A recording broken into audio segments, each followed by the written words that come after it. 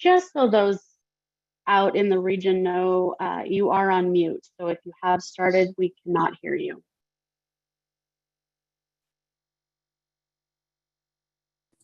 Thank you, Kim.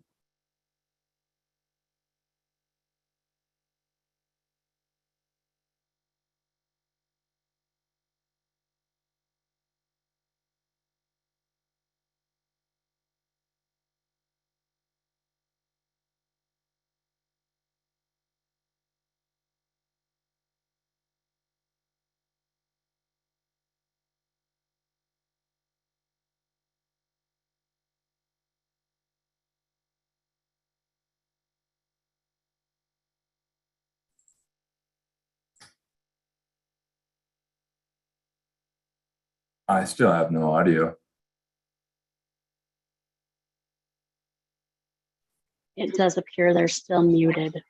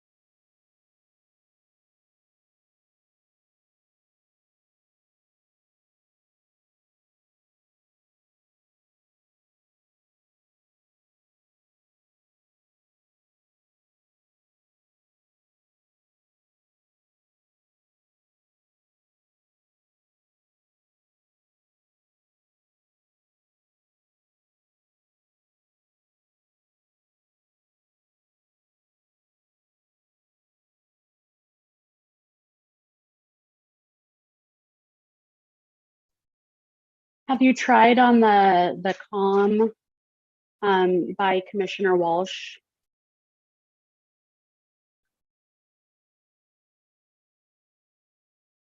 Sometimes there's a red button.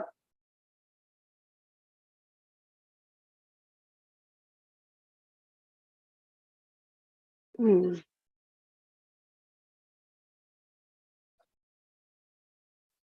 I would suggest trying to unplug it and plug it back in from the TV.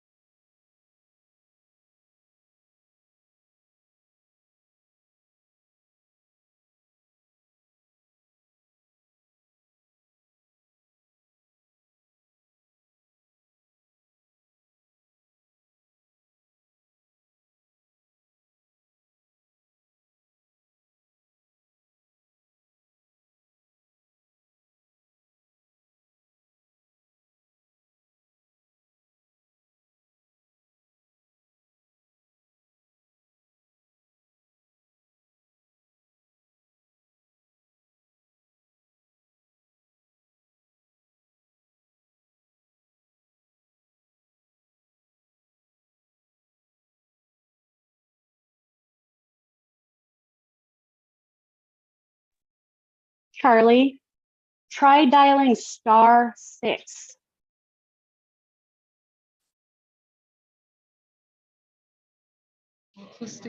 There you go. There you go. We can hear you. How about that? Okay, thank you. Mike, can you hear us? We got you. Yes. All right, cool. Let's go ahead and kick off. We're expecting a Dan Larson any minute now. You guys ready to go? And we're missing Rich. He's on. Here he is. Okay, let's go ahead and kick off. And is Ethan here? Yes. Yep. Yeah, thanks for being here. I just want to make a quick introduction. Ethan is with Madison River Tubing and Montana Whitewater, and we'll be here to make a few comments when we get into that segment of Brian's presentation. I'm also pleased that Dustin Temple is with us again this evening. Thanks for being here. And we will go ahead and proceed with the work group in just a minute. I'll give a very brief announcement. Just this is our 9th meeting. I think we're making good progress. At the end of the meeting, I'd like to talk a little bit about scheduling. My sense, Brian, is we're probably going to need one more meeting on the non-commercial recreational use.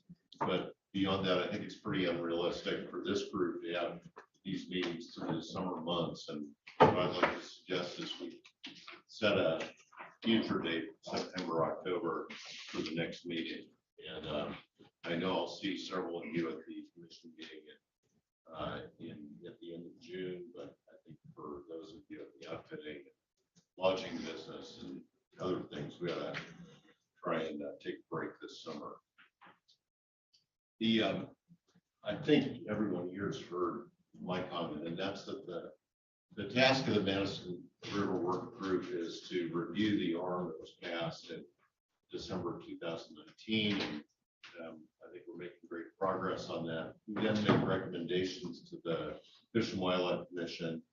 And just as a reminder, the Fish and Wildlife Commission and Parks Division have gone through a recent reorganization. I'm really not sure yet how that's going to impact the outcome of this or who's going to wind up managing this process as we move forward. But I expect to learn a lot more between now and June 25th. And that's why in part why I've asked Deputy Director Temple to that's all I have. And I think we had to jump right into Brian's report from the non-commercial use group. Okay. And there is a PowerPoint, I think, Kim, if we could start that.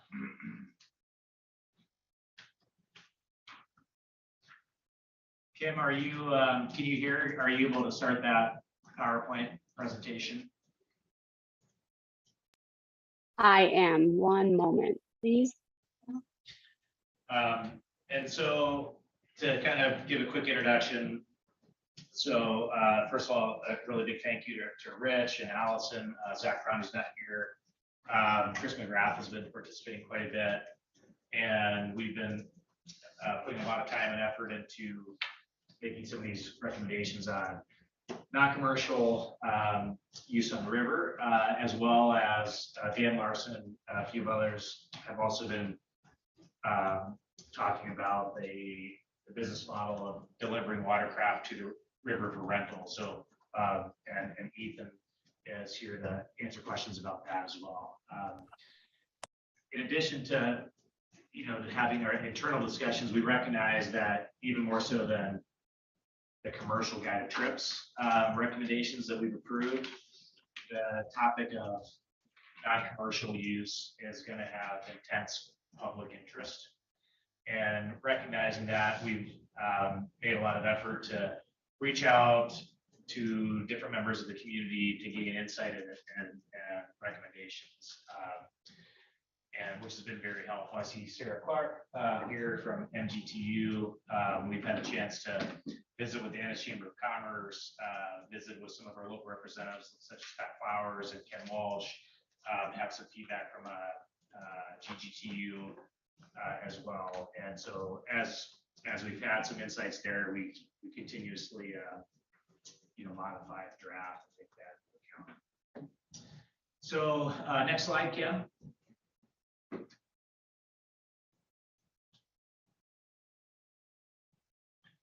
So basically what these recommendations are is recognizing that the river has been increasing dramatically in use.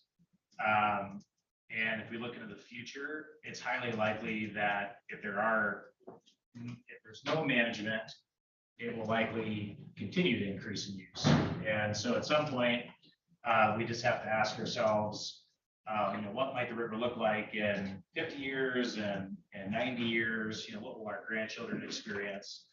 And we have a choice. We can either have no management and no education and no guidance, or we could choose to have a management plan. And I think that I hear over and over again the comments of concern and the comments of, something has to be done.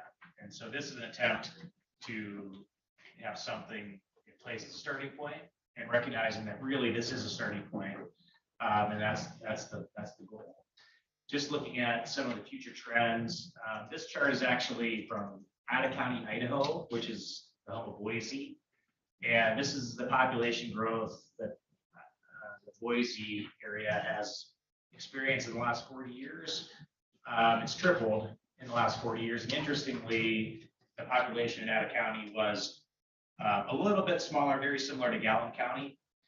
And so if we look at the growth patterns, and our growth rate's actually a little bit higher than they've experienced. It's highly, next slide.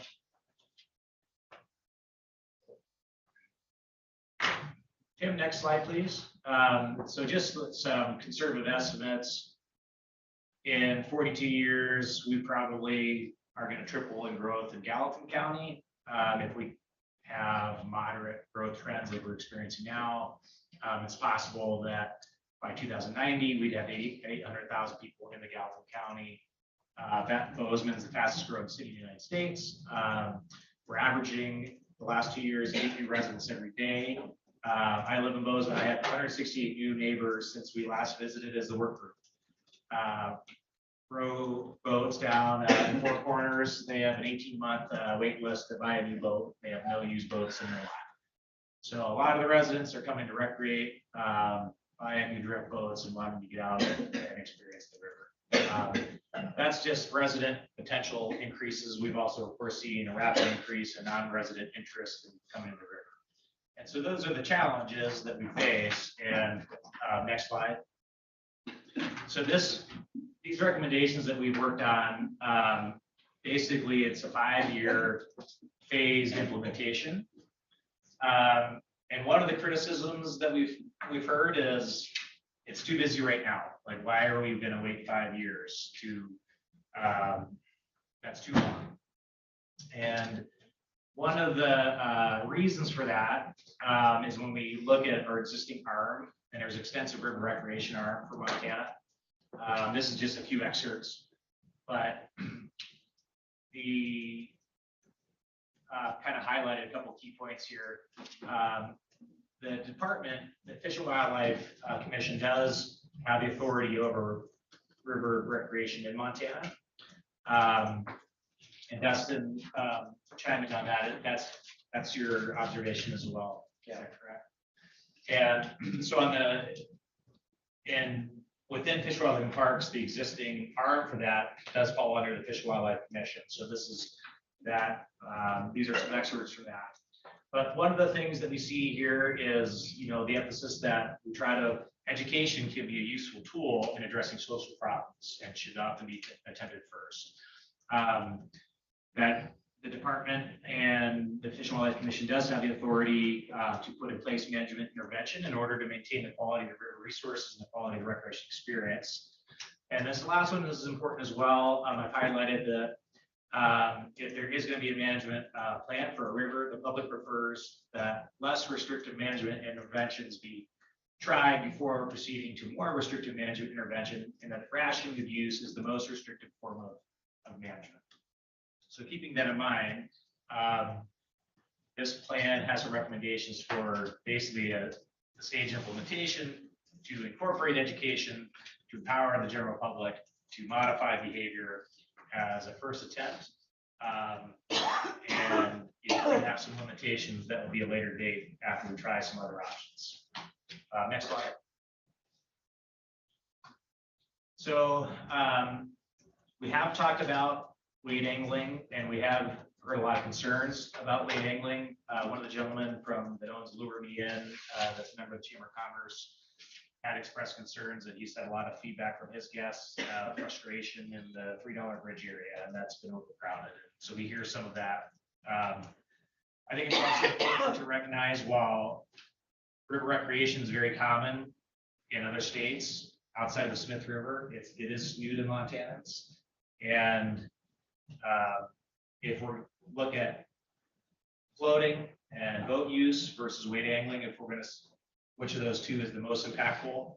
I think most people feel watercraft is the most impactful.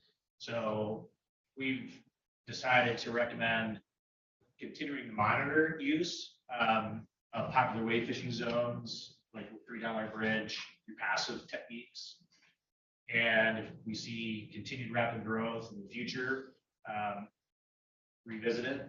But for now, let's basically tackle the most pressing challenge, which is generally related to watercraft. So the recommendation would be in the immediate future, there would be no changes to the opportunity for anyone to wade fish. Next slide. If you're familiar with the river, there's a very unique zone where in the summer months, high density recreation is very popular, and the tubing zone basically. And so one recommendation, and by the way, all of these recommendations have been stolen from other river recreation plans. None of these are unique. So we've looked at other states. We need to look within our own state. On the Blackfoot River, they have a zone that they manage for higher density recreation like tubing. And so that's a recommendation to Madison, that zone where it's currently very, very popular, to recognize that form of use and put some definition to it. And so one of the definitions will be geographic, from Warm Springs to Great Cliff access, and then also recognize that that zone actually has the highest fish counts on the river. It's very popular right now for angling, very popular in the fall.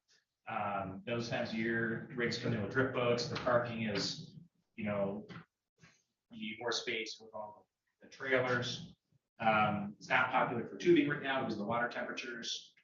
And so manage that zone for high density in a shorter period of time, June 1st to September 15th. Next slide. And so this concept is also stolen from other rivers, specifically rivers in Michigan and Oregon. And the recommendation will be to require a pass to use watercraft on the river. Exception would be if you're hiring a fishing guide, as we've already made recommendations, or any guide that's on the river. That is managed separately and has already been recommended to freeze any potential growth. In fact, that growth, that use will actually decline in use. But for a general user, the recommendation would be to have a watercraft pass. This would not be a hang tag, would be simply a piece of paper, kind of like you have a fishing license in your pocket. And this is what they use in Michigan on rivers like the Pine and Pure Marquette. This is also the same system they use on several rivers in Oregon, such as the Deschutes and the John Day. And for 3 years, beginning in 2024, there will be no limits to the number of passes issued. So you could literally roll out of bed at 10 a.m., decide you want to go float that day and go to the app, download the pass, go to your computer, print a pass, walk in your local fly shop or any other licensed vendor, have them print a pass for you, and then go for it. Brian, can we ask questions? You take questions? Absolutely. Yep. How does Montana define watercraft? Is that the stand-up paddle boards? Are they watercraft? It's in the statutes. It's a little tricky. It's not. My point here is we need to define watercraft in this upfront in this That's a plan. good point. And the intent for these recommendations would be, and maybe we use a different term than watercraft, but essentially anything that floats that you ride on. So examples would be inner tubes, stand-up paddle boards, grip boats, And rafts would all be watercraft. There's some confusion in there because I was on the Missouri one day and there was a person in a pontoon boat and he was getting a ticket for not having a life jacket, but the people in the inner tubes didn't have life jackets, and he was pointing out that, hey, they're in inner tubes and they don't have life jackets, and it was an enforcement issue in that case because the way Montana defines watercraft is based on where you need a life jacket as well, and we need to define this so that we're not getting into that kind of issue.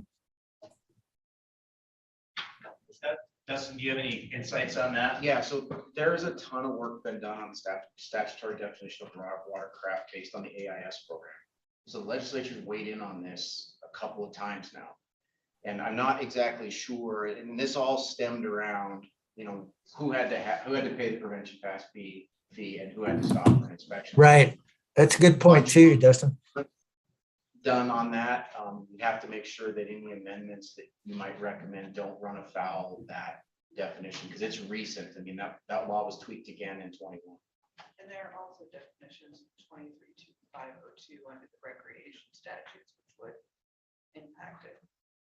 Yeah, those are good points and valid. The intent of our recommendations would be to include tubes and stand-up paddles.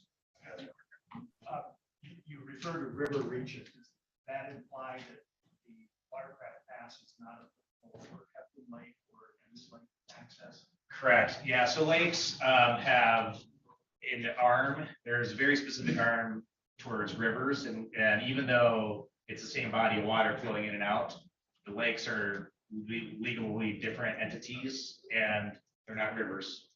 And so the river recreation arm that oversees all of this, FWP does also have jurisdiction over recreation on the lakes, but there's a lot of,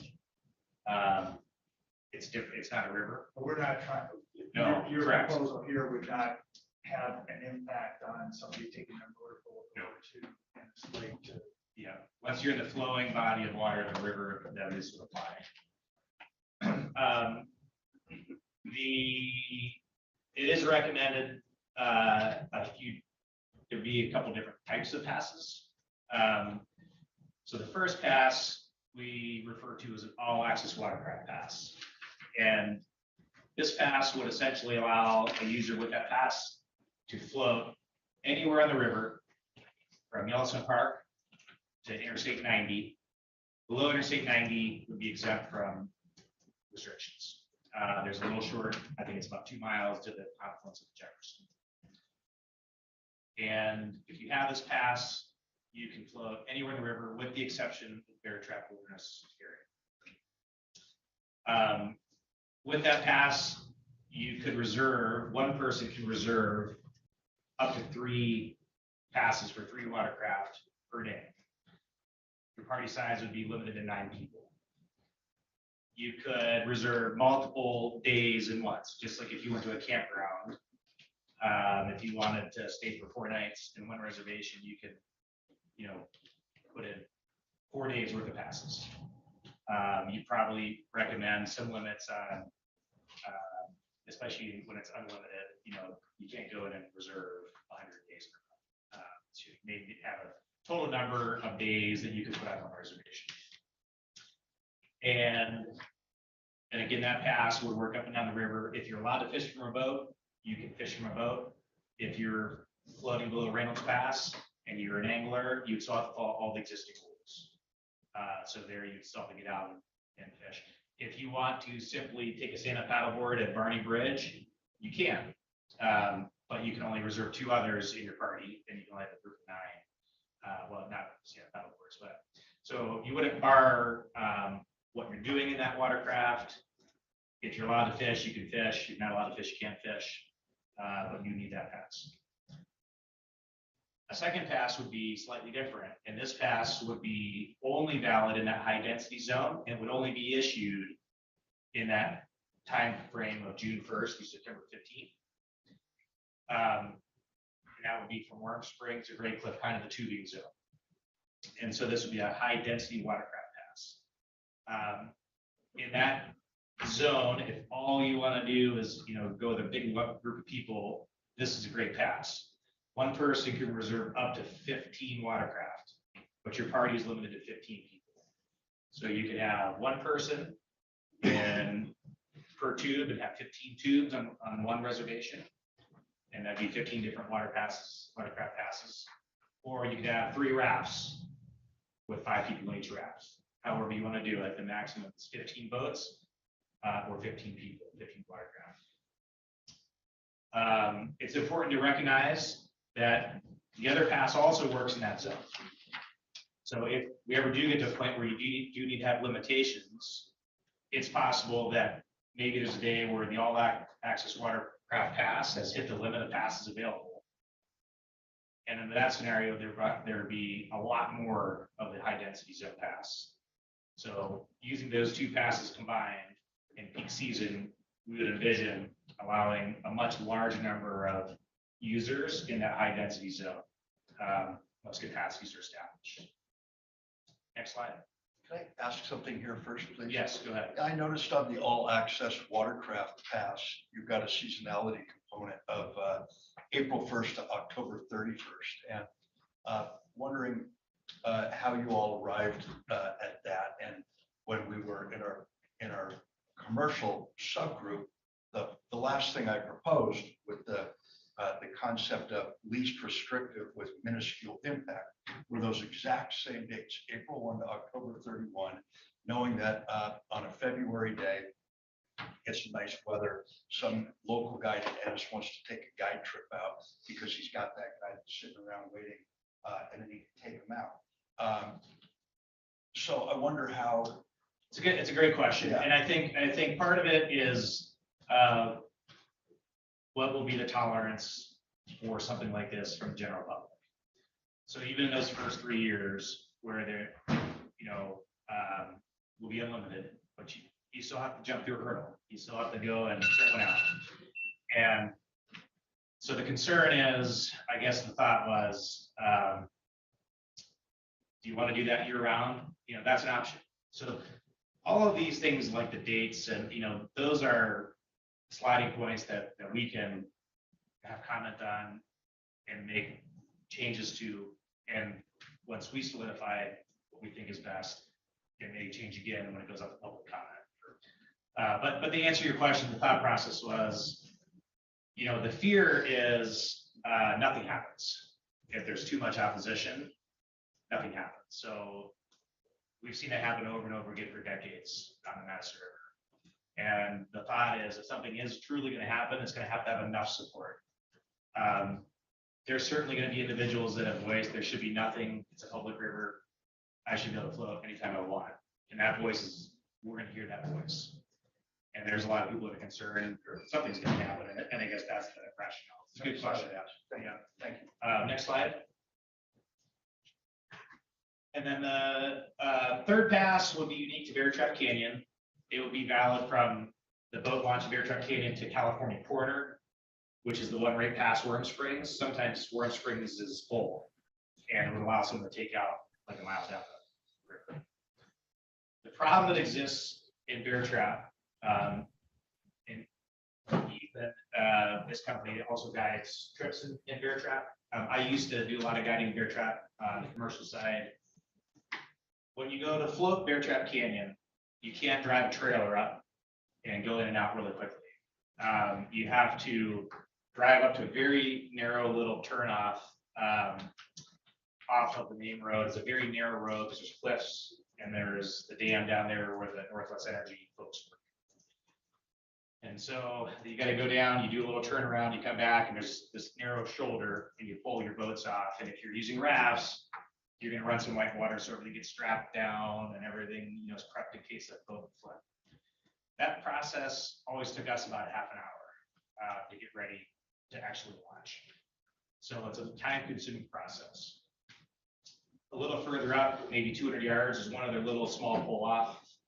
And then beyond that, it's a really long way to the next spot you could even park. So there's frustrations that occur when multiple floating parties show up at the same time. And to avoid that, this pass would be staggered. So this would have, from the get-go, 30-minute time slots where your reservation would begin. And so, for example, there'd be a 7 o'clock slot, a 7:30 slot, an 8 o'clock slot, it's 8:30 slot, etc. All of them are maybe up until 3 o'clock. With that pass, you have a 1 hour window where you can launch. So if you do show up 20 minutes late, you still have plenty of time. One boat per half hour. Well, you possibly could have a little overlap of at most two parties, because it's possible the 9 o'clock person shows up 15 minutes late, the 9:30 person shows up on time, but that's kind of manageable. It's when 4 people show up at once, 4 groups show up at once. So the idea is simply to stagger that. Most likely, it would make sense to have a few of those slots pull out of rotation for when the commercial trips go in. They know exactly what their time slots are. But that would be the wilderness one. Commercial use is already heavily rationed and restricted there. There's only 2 operators, Ethan's company, and then the Watercraft Express. And we've talked to Chris McGrath, has had some good input on that. And then finally, we've heard Rich. Do you have an idea of how many people, non-guided people do that? The problem is we don't. There is a sign-in that's rarely used. And so there's occasional observational floats with Chris's, BLM will run. I know Chris has mentioned they do have some tolerance levels in their existing language for the wilderness management. And Chris, if you're on, you can chime in. I want to say they want less than 6 parties a day. Okay. But Yeah, I think our acceptable change, I want to say, for 8 bank parties and 6 other boat parties a day, which we've passed a long time ago.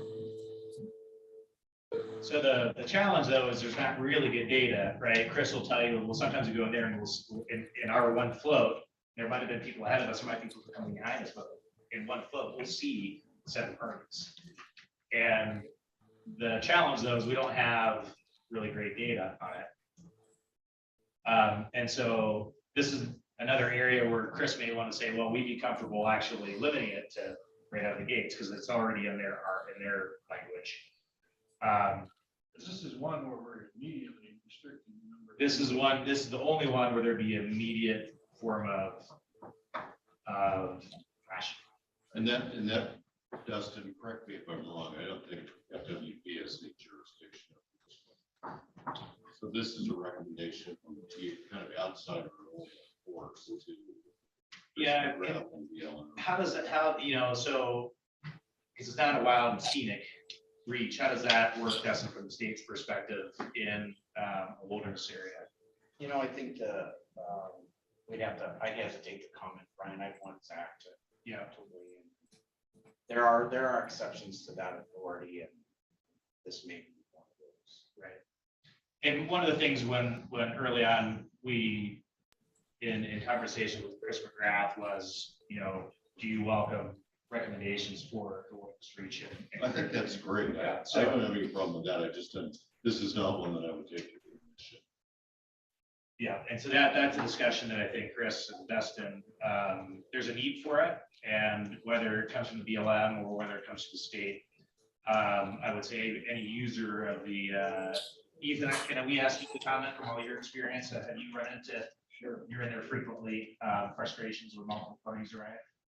Yeah, it is, it just depends on how together they are when they get there. That oftentimes in the bear trap, you have people who are a little bit more together than less, like you see in Lower Madison.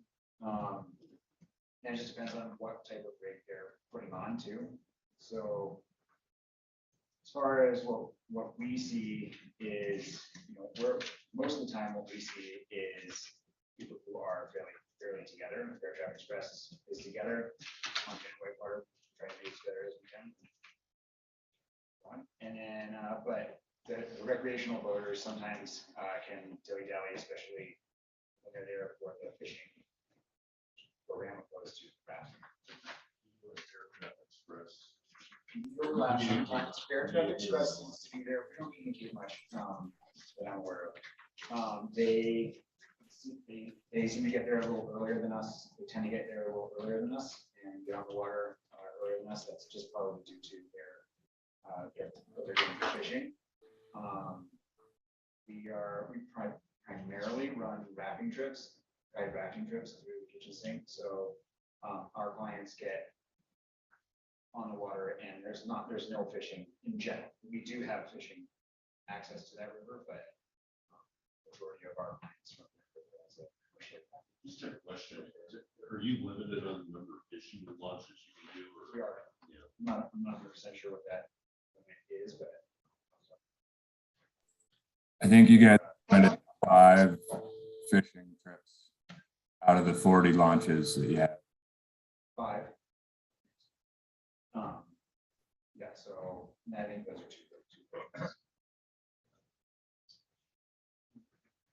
So finally, So just to be clear, Brian, I Yes. think on this one, the That might be- Workgroup will making a recommendation Yeah. to BLM, Yeah. not. and we are aware of that. Chris and I were aware of that kind of going in on this one, but we felt. Well, and I think Rich, one of you guys pointed out that they may already have the rules in place to work with, which is great, because in our case, it would have to go through the legislature to do anything that happens.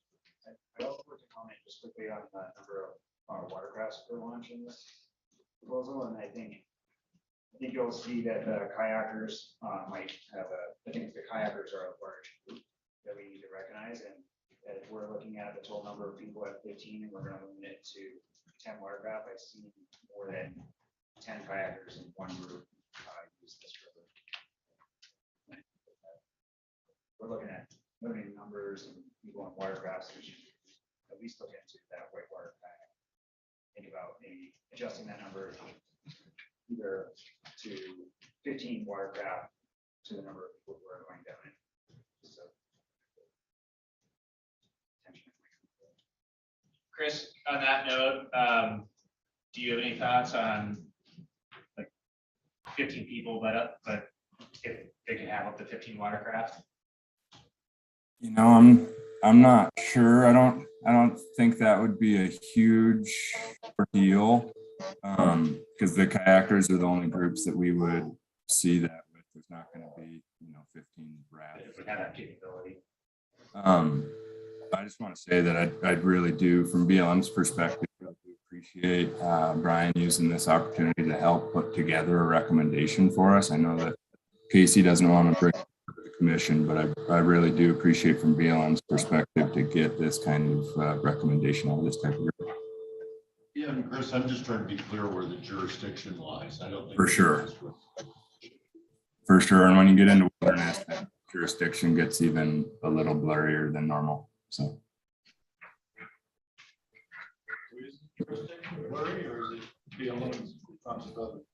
I'm not certain, sir. My instinct tells me it's probably them and not us. What was the question? Bear Trap Express and your company, you guys don't need to say it all.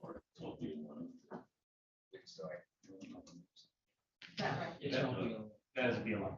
That's accurate.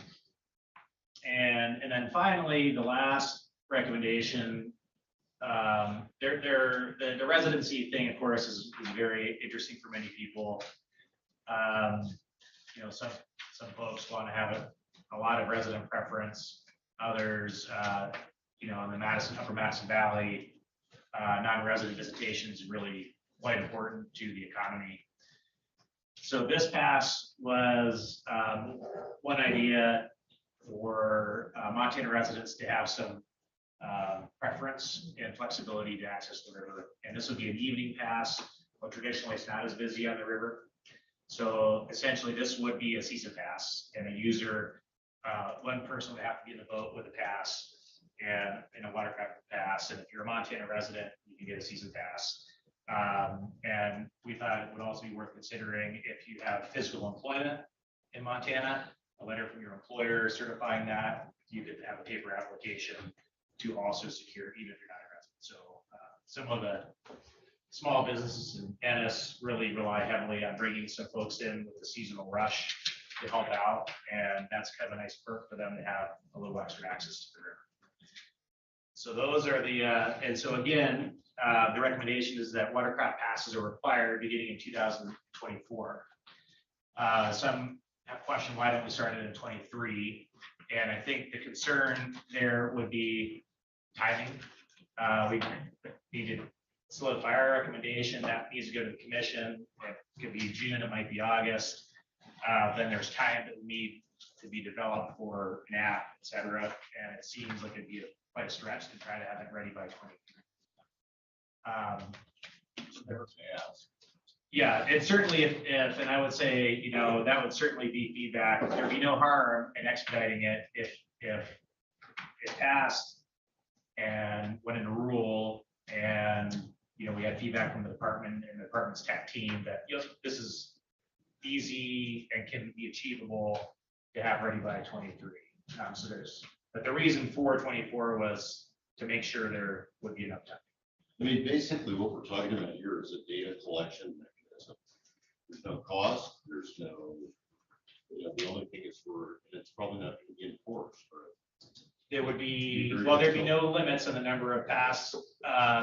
We would recommend with regular avenues of enforcement to check and issue warnings, it would be required.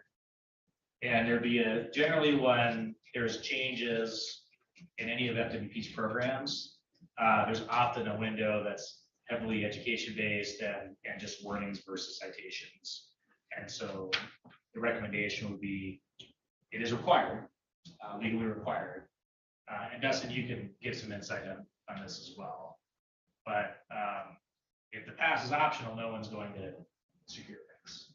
Maybe you might do a soft launch in 23 and that people get used to doing it before any enforcement action. There definitely needs to be a soft launch and in terms of education, you know, heavy education in advance so that people know that a pass is required. River Ambassador program will be very beneficial, social media, etc. We got Chris? any cost to these passes? So Dustin can chime in on this. So basically, if you simplify fees into 3 buckets, one would be no fee, one would be a very small fee that offsets the cost of the technology platform, and the third being a larger fee where some of that money might come back for like a river enhancement corridor or to help hire additional FTE. The first two, the first one is obviously easy to do and no boundaries, no obstacles. Dustin's chimed in on this, and feel free to comment, Dustin. It does appear that it would be within our existing legal structure to charge a small fee to offset the costs of the technology build out and management, but that money would not be able to come back to the department for FTE. So at the end of the day, correct me if I'm wrong, Dustin, but the fee structure would be determined by whether there's need for that by the department. So our recommendations would be a pass system, and the department would evaluate the financial sides of it. Am I accurate there, Dustin? Yeah, and any fee beyond that, essentially a reservation fee, which you see us do with state parks for camping, for example. There's no fee authority for that. It just happens. Money never comes to the department. Anything beyond that requires legislative intervention. Yeah. So there's no authority even the commissioner of the department to establish that fee for such. One question I do have for you, Brian. Yes. Why not use the existing definition of resident in statute? Is having two definitions of residence for this one thing has the potential to cause all kinds of problems for all kinds of things. So I'm just curious, as to, there's a definition for hunting and fishing licenses, what constitutes a resident already in the statute? Why not go there? So that would be that in the first part of the recommendation, that would be the exact same definition. And then the other thought is just feedback from the community. I know, for example, Dan, do you hire some folks to come in seasonally? And that would be a separate category, and it would not be a Montana resident.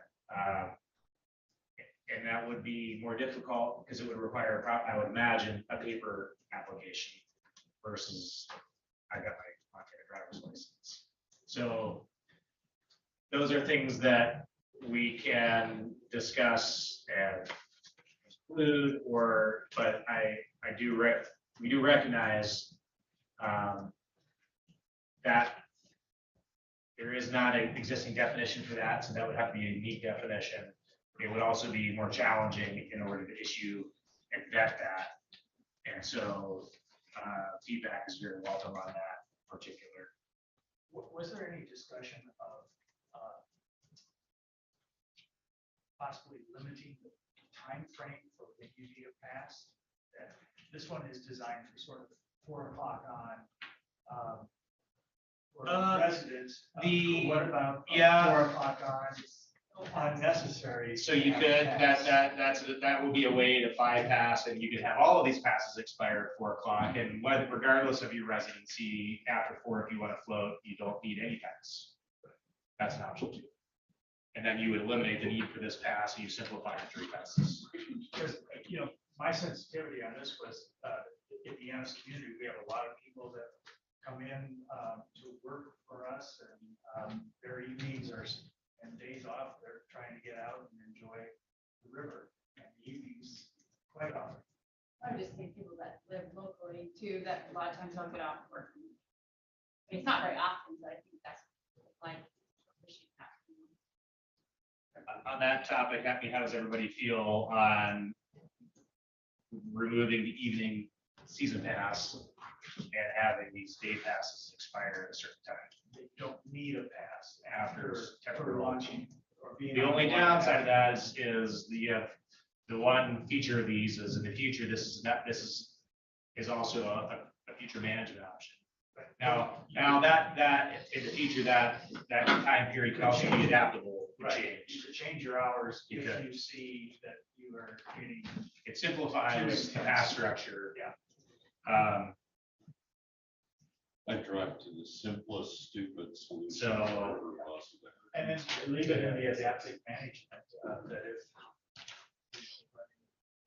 issues with evenings, probably. True. I guess future adaptive. Right. I push it at 5 o'clock instead of 4. I agree with John. I think that by the time, like, most people aren't off until 4 or 5 anyway. And also, like, if you're looking at like the numbers that are being used on the lower Madison, most recreational users are getting, they're trying tubing. They're not typically putting on at 5 o'clock in Montana. In general, the weather doesn't allow you to do that. Ethan, can we invite you up here? And so we've cleared Ethan as a guest for his experience with, and I'm sure we'll have some other questions for Ethan, so it's easier for you to be up here with us. So next. You go to 5 instead of 4. Yep, 5 p.m. Yep. So back to the kind of timeline. Beginning at the end of the 2024 season, afterwards we would have data from the passes requested. It's recommended to establish capacities. And the thought on the capacities is to set the bar initially fairly high. That's very commonly done under recreation permitting systems when the general public comes to play. There's a couple reasons for that. One is it's going to be more likely to be accepted. And our definition of high is that the initial capacity shall be set. So no more than 5 days in a given month would initially be surpassing capacity. So roughly 1 day. We recognize that over time, more and more data will be collected from all these different sources. And so the capacity should be reviewed and adapted and modified over time. So that capacity through a work group like ours or a future work group. So one of the recommendations is to have a work group for the first 5 years, annually review that capacity, review all the new data, adjust that capacity if needed each year. After the first 5 years, have that group convene every 3 years, avoiding freezing it in time somewhat arbitrary. The capacity would be established for each type of pass. So for example, the all access pass would have a different threshold of capacity than the high density passes that are issued. Next slide.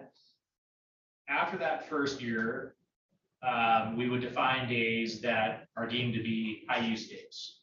So in 24, if we set a capacity and these are the days that are in orange, were the ones that exceeded the capacity in 2024, we would map those equivalent days to the next season. So we do this on the Smith River with our calendars. The third Saturday of July is mapped to the third Saturday of July the next year. As you can see, going from 25 to 26, the third Saturday of July, the number changes by 1 most years. So what's relevant, we do know there's somewhat of a weekend seasonal calls in parts of the river, and that's relevant. And so this would then be a document that helps educate the general public on what days are expected to be the busiest days. Most folks you talk to recognize that some days are just beyond their comfort level of what should be acceptable for use in the river. We've seen a lot of use the last couple of years. And so I think that's the general feeling. And this is captured to target those days as a management tool. So the general public in 2025, this will be published probably before the new year. And there's still no limits in 2025 on the number of passes issued. But the general public, we would all have this tool to avoid days if we want to avoid crowds. And I have a choice in the day that I go float. I'll avoid the 12th and I'd rather go the 10th. We don't think that day will be as busy. And we'll also educate everybody that if after 3 years, there are days that continue to go past capacity, then there will be more restrictive mechanisms put in place. So there's an opportunity for all of us to modify our behavior through education as dictated by the ARM, to change our behavior to avoid having days that continue to go up capacity through our own empowered choice of our use. Please advance one slide, Kim. On this, we could add a little more specificity to it by putting the number of passes that were issued in the previous year on there. I think the wave in southern Utah. Yeah, that's a good. When you apply, you can see how many people applied for that day the previous year. So if you're trying to be one of the chosen few, you can pick days that are unpopular. To your point, we look at that when we try to win the lottery for the Smith. We go and dig in as public record of the number of applications per different days. Some days you move 1 day and there's half as many applicants, and so you have a better chance. Keeping it simple is really important. At one point, we had a 3-colored calendar, like low use, middle use, high use, and we sort of felt try to keep it simple. But that would be an easy change. Right. I mean, that's just a number for the. You have the little number in each box. So flash forward to 2027. If maybe one of those days that was high use no longer was high use, the public, opted out of some of those days. Now there's only 4 days that are still triggering past capacity. In 2027, those days that are in red would be limited in the number of passes that are issued.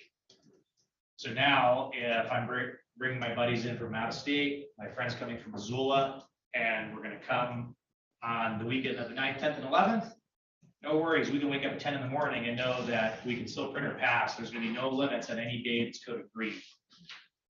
However, if they're gonna come on the weekend of the 23rd, 24th, and 25th of July, the 24th may run out of passes. There are a finite number of passes issued on that day. And we're gonna be inclined to make sure we reserve our pass in advance. We would recommend that passes are released in batches on any day that would have limited finite number of passes. This is from the Deschutes River system and rivers in Oregon.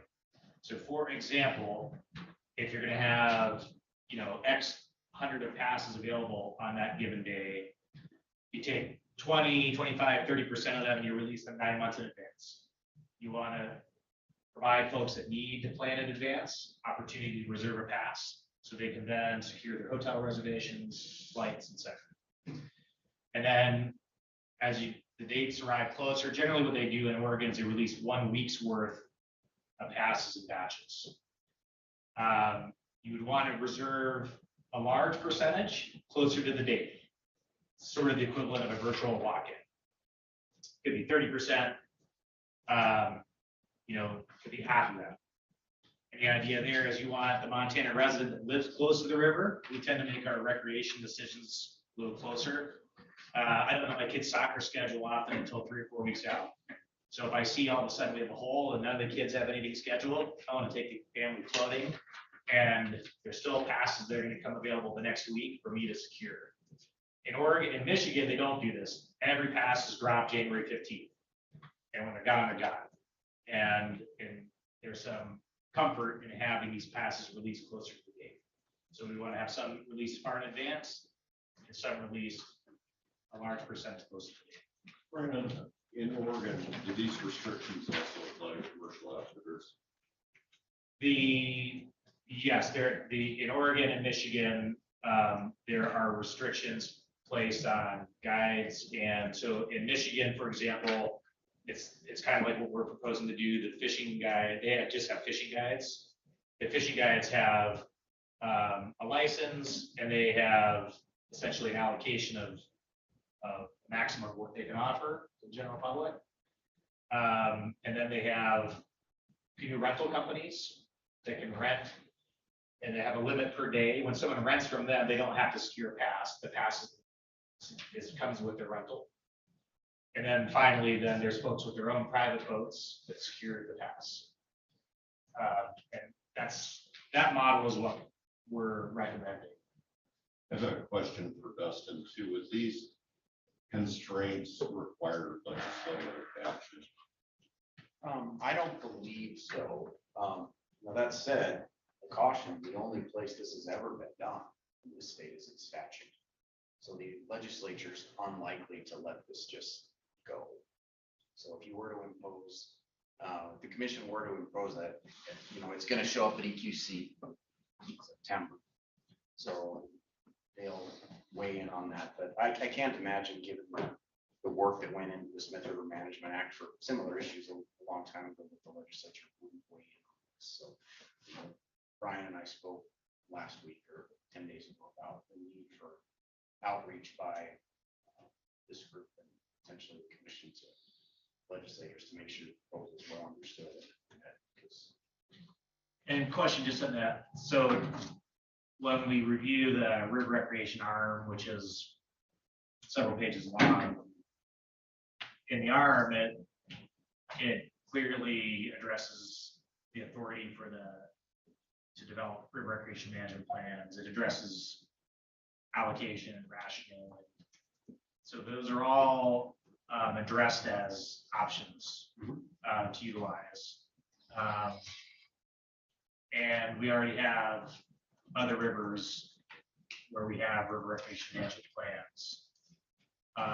So is your thought, Dustin, that to go to for the funding required? No, what I'm simply suggesting is that given that non-commercial use isn't limited anywhere else in the state, the only place that it is on the Smith, which was done via statute. Now, certainly the commission through that arm has the authority to do so.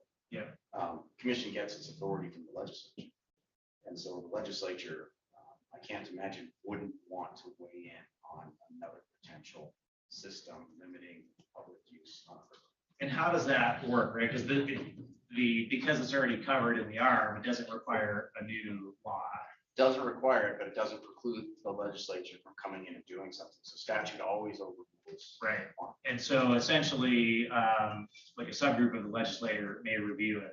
A single legislator may review it. Right. And say, I don't like this, or I want to do something different, or they may. Right. But it will go before EQC as the agency's oversight committee at their Right. last meeting in September. So if the commission. Yeah.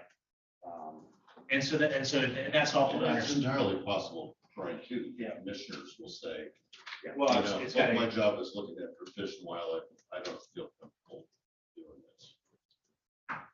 Yeah. This well, you as a commissioner, river recreation is mandated through the Fish and Wildlife Commission. It's complicated because of the Parks Department now, the division between the two groups. I know that Charlie works for Stockwell. The regulatory authority remains with the commission. Correct. So the legal authority for the arm that you speak of, Brian, rests with the Fish and Wildlife Commission. But I have no idea what the commission's appetite is for this sort of thing. Yeah, that's understood. So I guess what's important for us to understand is, does this require a new law that, goes through the legislative biannual cycle? Or is these recommendations permissible under existing law? However, there would be a review process through a legislative. I think it's the latter. Right. I think that the authority is there for the commission to act if it chooses to.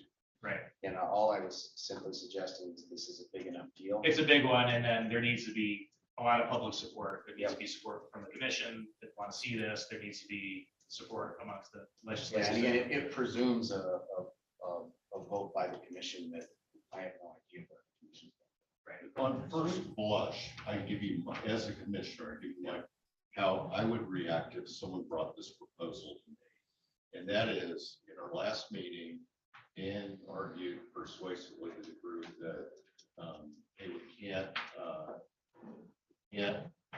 add a seasonality component to the restrictions on commercial capacities, and we can't possibly implement something like this because it would be too complicated to administer for commercial users. But now today we're hearing, well, this is the best way to manage non-commercial. So I'd be very concerned as a commissioner about treating these two user groups totally differently. And, you're adding a seasonality component. You're adding actually a launch capacity component that we don't have on the commercial side. And now you're telling me that we're going to have high use days. We're going to limit the number of floats you can take. And I'd say I kind of like this for both user groups. For most, obviously, do a lot of work into this. And I think 4th of July weekends is a special case, and some other cases here that we might want to consider on the commercial side when this actually goes to the commission. And so kind of hearing you tonight, again, as my commissioner has, my inclination right now, Dustin, is, hey, I don't think we can treat these user groups so differently. And that unless we just say, hey, look, it's 12 months, good for non-commercial, good for commercial, and we're not going to add any complexity like this.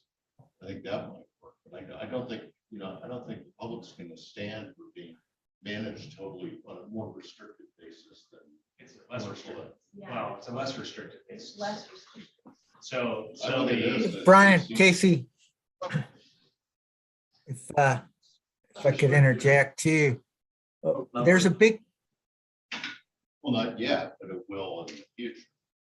Just because it's red doesn't mean no one gets to fish on that day. It just means you get your reservation in the river. Okay. right, So some of the mechanics that we can with commercial. But understand there's no restriction on commercial use. Well, There is. I know annually, but big deal. I buy a slug of days. Whoever this outfitter is that ran up their December days, I buy those days and I run all those trips on those red weekends. So can you explain how you don't see a restriction placed on the commercial? I don't see any restriction on seasonality or on day use or on number of launches per launch site. Okay. So I see what Frank, you're saying, Casey, but Go ahead, Mike. there's we keep touching on this, and it's important to remember that the SRP program has a way big head start on what we're doing here tonight. You know, we started the SRP program in 2007 with definitions already, you know, in place at that time. And so part of the commercial plan was working within those definitions. With the non-commercial, it's a brand new slate. We're starting over with how best to manage this population. They're two different populations, two different entities, and two different timelines. and from our perspective, this is these less restrictive because we're still giving them some flex. Simply collecting data and then just staying on a high use day, there'll be a cap, not that you cannot fish that day or float that day. I don't think you can treat them the same. And part of, I feel personally, this is too lax actually going forward with the non-commercial plan. Because we have been, again, I always go back to why we're sitting here today, to come up with a river recreation plan, essentially dealing with the social perception on how it's changed. No biological data was strongly put in front of us. We have a gut feeling it's not good, but that really hasn't been on the table as one of the things of discussion. So we have this whole big picture to manage, and we know there's going to be pushback, but and we're giving this freedom to get people to buy in, but in my personal thing, it's too much freedom and over too much time. We're really going back to manage our responsibility of a river recreation plan that's either preserving the experience or the resource or however you want to put it. And so then to hear that we think this is too restrictive, it just, I guess I need to understand more, because I think you're not going to be alone, right? And so where do we go? Just feels like we're managing commercial and non-commercial. Well, so. This is Zach. I'd love to chime in at some point. Sorry to interrupt. Yeah, Zach, go ahead. Okay, I just think that Casey's reaction, Commissioner Walsh's reaction, is really important and telling. And this is a good conversation. I tend to, because I've been a part of this conversation with Brian and Allison, and we've been talking to lots of folks about this and thinking about it, I tend to agree with Allison that it is meant to be a soft ramp up that isn't terribly burdensome or restrictive, and isn't perhaps more burdensome than the commercial regs, but that doesn't mean that that's how it will be perceived by the general public. And so I think it's just a good time to say that I think the rollout here and how it's communicated to the public and to the legislature and to the commission, and it has to be really strategic and thoughtful and comprehensive. I mean, we have to be really, if this group decides to pursue this, and if the commission decides to pursue it, and ultimately the department has to roll this program out, it's going to have to be very intentionally and diligently and robustly communicated over and over and over again, or else it'll collapse under its own weight. Because I think the general public will respond to this in all kinds of different ways, but it has the potential, if it's not framed up correctly, to be a bit of a firestorm. Sure it is. No, yeah, just. I also wonder if we don't currently have any data, so this is speculation. This is all speculation. So to be specific, this is a visual model. Yeah. This has no database on it. But the idea, I guess, we know that there are days that, so there's a challenge. Right now, we can freeze all commercial use. In fact, it's going to contract significantly. And we can do that right now.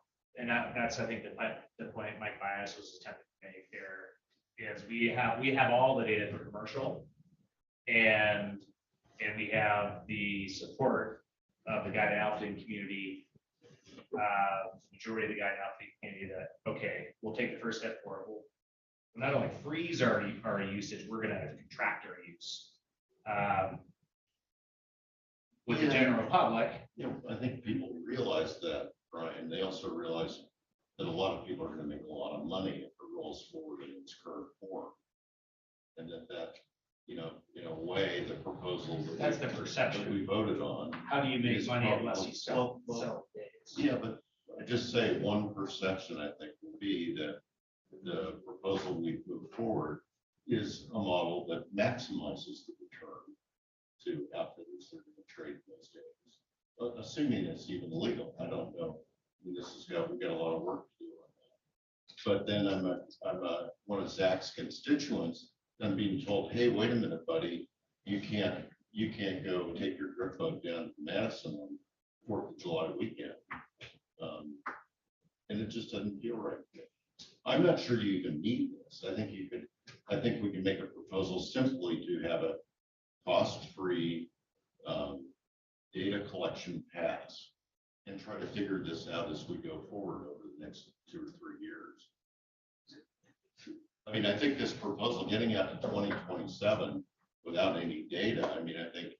Well, what this proposal, like to clarify, the proposal is that to collect data and then also recommend a plan for developing an upper limit. So it's both. And this is simply a visual model of what happens if that upper limit is exceeded. Part of our obligation through the ARM and developing your recreation plan is education. So if we can start collecting this data and saying, hey, these red days, you're not restricted yet, but just awareness, these are heavy use days. So if you could maybe spread out so we can all enjoy the experience and hopefully not end up with a restriction on that day or something, that would be great. But Because that's part of the obligation of the ARM. When we discussed this with respect to commercial users, we were all told this would add a level of complexity that would be impossible to manage. What would? That adding caps on certain high use days. And that's the only thing I'm responding to is, hey, if it works for non-outfitters, then let's apply it to everyone. Yeah, I think there's a number of different considerations that went into how the final recommendation came on the commercial side. The recommendation does include possibility of restrictions on launch days or number of launches in the future based on adaptive management review. There were some compelling business reasons why, when we got all said and done, there was a sense that we do need to regulate individual days at this point, given the business models that are existing out there. But we left that specifically in the adaptive management recommendation that over the next several years and periodically thereafter, that if usage is peaking in certain areas beyond acceptable levels, that it should be reviewed by the commission or whatever the authority the commission may establish under that. In some ways, this plan is similar in that the first part is the data collection, like Mike pointed out, that's been taking place for 15 years under the SRP program, and was the basis then for setting a cap on commercial usage. The most important thing is probably to get information going on the non-commercial user to be over the next couple of years, pass system and education. And then there's going to be another round of decisions probably by the commission or whoever the commission appoints to what do you do with all that information. And I think the examples that Brian's giving are, here's possibilities of how it can be applied. And so I think I might be perceiving Commissioner Walsh correctly, I think what he's trying to do is protect all this hard work that we've done from getting shot down instantly when it's looked at by the commissioners. And, you know, if there's these glaring inconsistencies of, well, commercial use has no seasonality and non-commercial use has seasonality.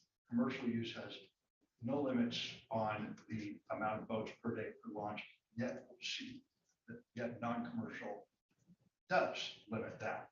And like, so getting it consistent, the goals are the same with both user groups, preserving the quality of experience, capping the level or limiting the level of use somehow.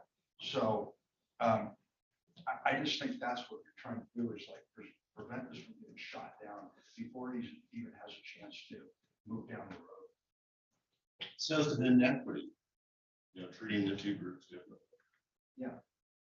Well, then treat the general public the same, that would mean Let's get going. Let's start collecting data. Removing their use, like lowering their use from current use and no more. Because commercial, what we're recommending is contracting commercial use. So what is it that the general public will perceive as a relatively easy transition into finding all this data? I think it should be as simple as possible.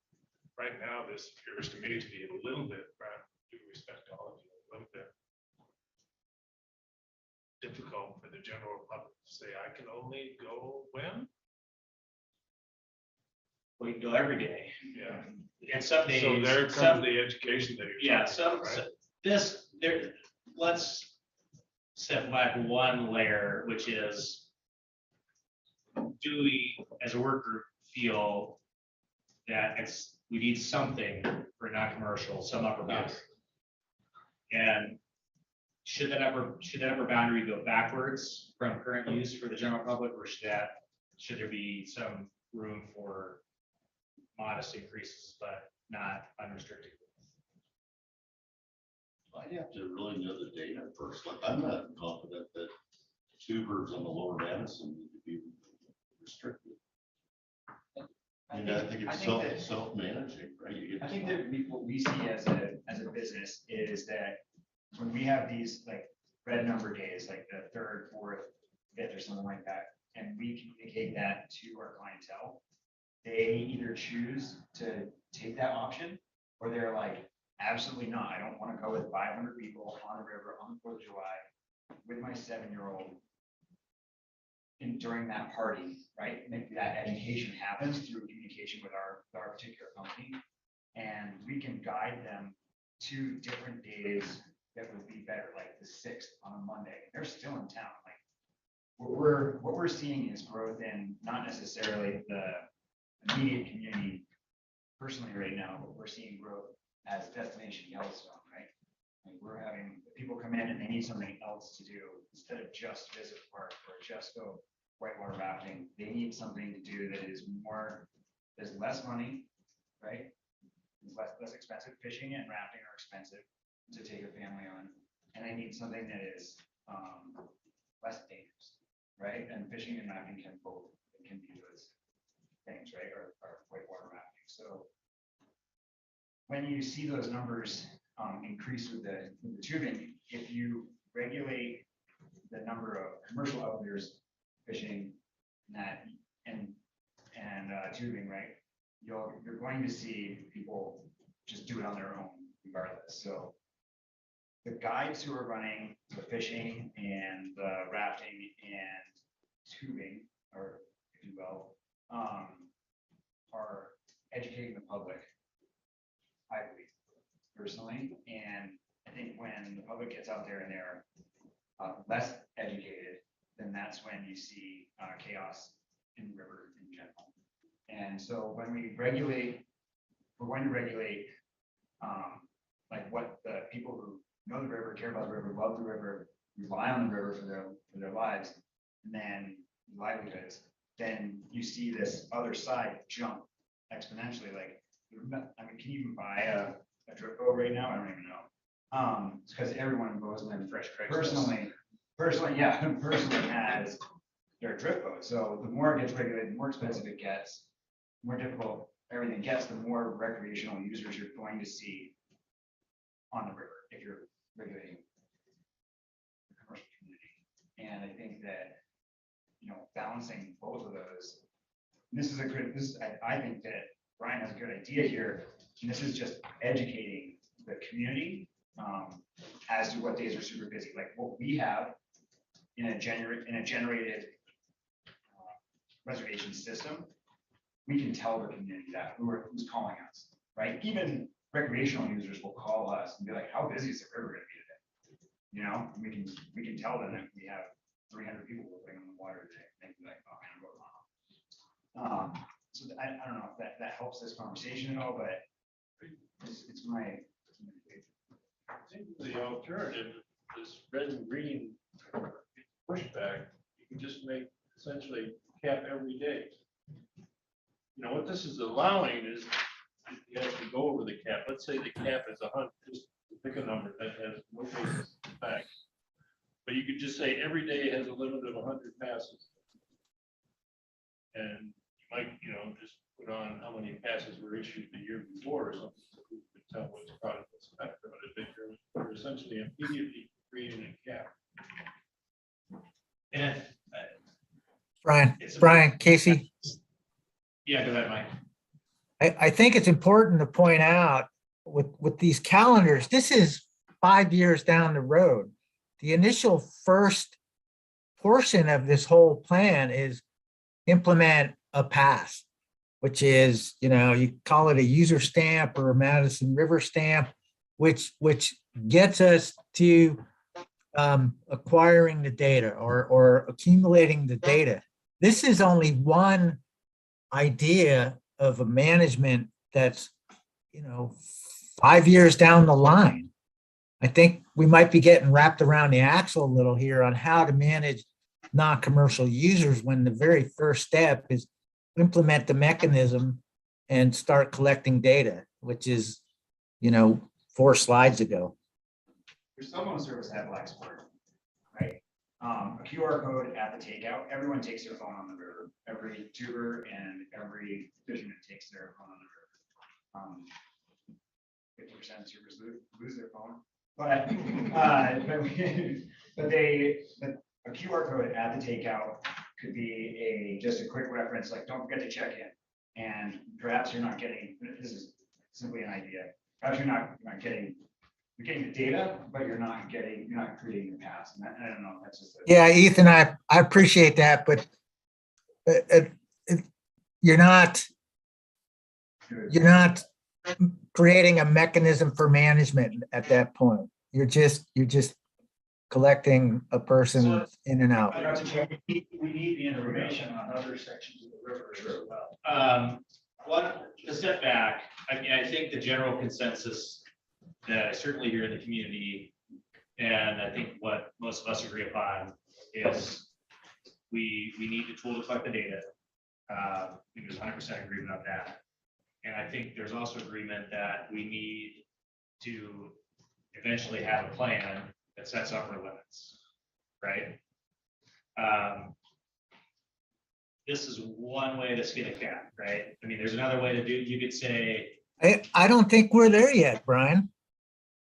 so How are you going to set upper limits when you don't know the numbers? So what the fear is if all we do is require a pass, then we lose all this momentum. The river just keeps on growing. The work group gets expanded. I don't agree with that because, the SRP was implementing just a pass, right? And now we're managing commercial users. That's the idea. When we discussed this, we wanted to be completely transparent to where we're going.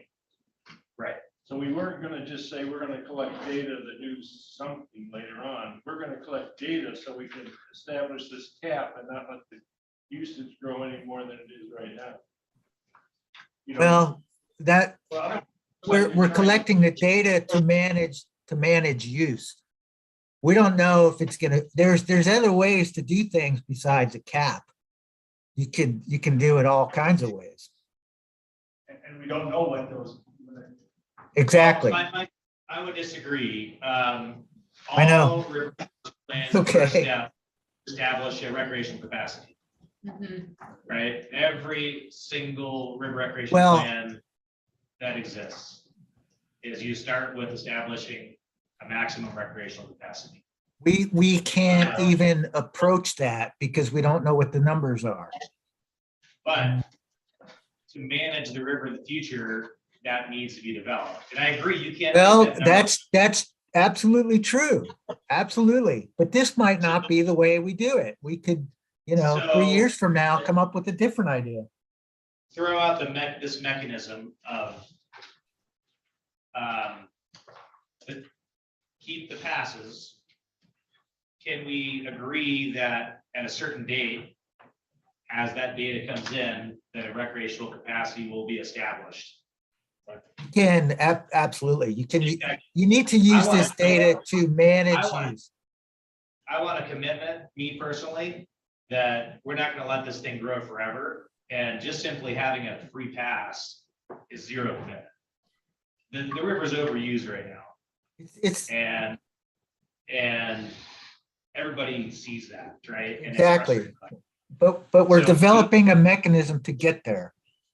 So we need to agree on the mechanism that will collect data, and it could also be the mechanism in the future for management. Absolutely, And- for management. It doesn't necessarily have to be a cap. Which is put a date on it by 2027 or whatever. A work group recommended by the commission will use all available data to define recreational capacity. And I just think it's gonna have to be fair between outfitters and non-outfitters. So then And we let's blow out the fast commercial and Yeah. there's no limits on commercial. Let's flow this forward to 2027 and say it's red and we're issuing no consumer passes because those days are 100% commercial outfitted. No. You're just saying maybe your limit is 500 passes for non-commercial. Okay, then I just want to be assured that the commercial outfitters will be restricted on 500 passes on those same days. I would bet anything that Zach's constituents say, hey, go down to the Madison and it's 95% commercial outfitted trips. There's no room for me as a resident with my new rowboat. But it's not gonna be total, so that the commercial's already set that their capacity. They are, but for 12 months. Then if the let's do- compromise is 12 months, the reason we were holding back for 12 months was to get buy-in from the public. I mean, I agree with John, seeing how you're reacting is very insightful, because I think you've had a chance to work with us and be educated, and it's still hard to comprehend. I think the No, commercial cap it's is, not hard for me to comprehend. It's unfair. It's unfair to the non-outfitted they'll have the majority of use on the river. in 2027. Yes. I don't know. Because the commercial cap is set. Yeah, but it's not set by day. It's not set by month.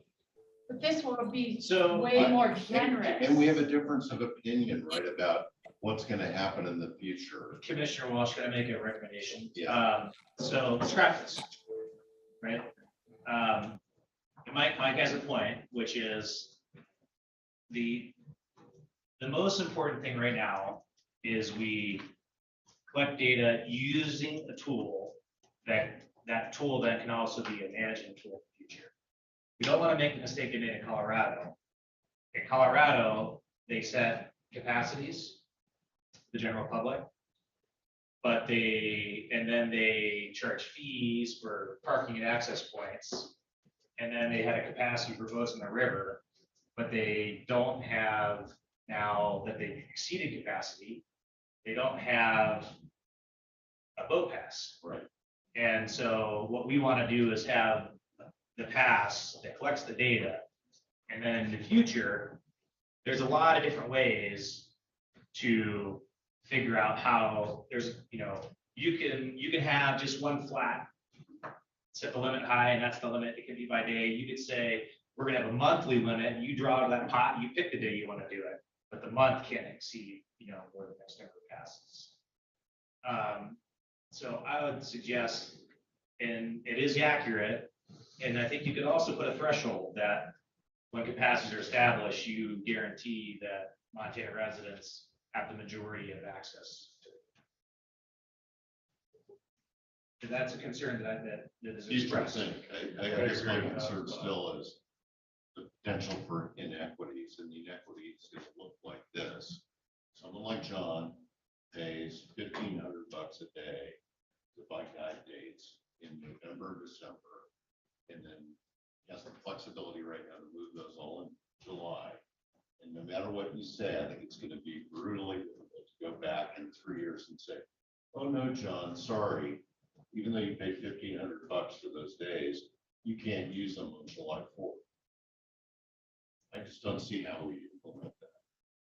Well, if it's like this, it's not that you can't use those days, he's got to reserve it before the next outfitter takes those days. Okay.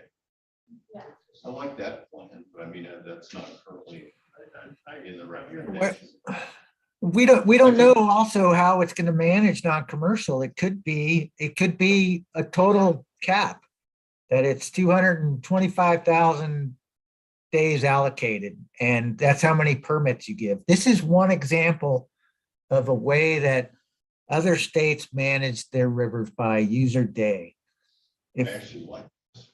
If I could point out two things. One, I think our very first line of adaptive management or the commercial regulations was that it be coordinated in a river-wide management plan that would be developed, anticipating that this information gathering on the non-commercial users will lead to that in several years. And we may need to tweak the commercial side of things. Secondly, going to Jim's comment about the number of passes and just the complexity of it. What we're talking about here is you're taking the wilderness watercraft pass, putting that aside, that's BLM. And you're taking the evening only passes, putting that aside. So you're really down to just 2 passes in order to collect information. And a question mark around 2 birds, I would say. Well, I think part of that is trying to look at river-wide usage and then your high density usage that we know of on the lower Madison, trying to collect that there. And that's where I think the whole concept of 2 different passes come up to try to capture that information. So we're down to potentially just two Correct. passes. The BLM pass will be a recommendation. And that's, yeah. And so now we're down to, Well, that might be easier, 2 passes to keep track of. That was my real thought process. I actually wrote it down. I thought perhaps it was too complicated for the general public to care. They'll just go fishing. Jim, your comments are very valid. Like when we've gone to the community and had these, conversations, the complexity is a hurdle that has to be overcome. Right. And one of the things that we collectively worked on is this is actually a lot more simple than it was 2 weeks ago. Is the pairing in a way that I think it'd be effective, but easily explained. Do you think there's anything we can do this season, it's not even Memorial Day, to gather non-commercial data? Passive, I mean, these are going to take a technology build out. Dustin, what are your thoughts on how fast could a pass that someone can download on the app, walk into a flash shop and secure? We could print it at home.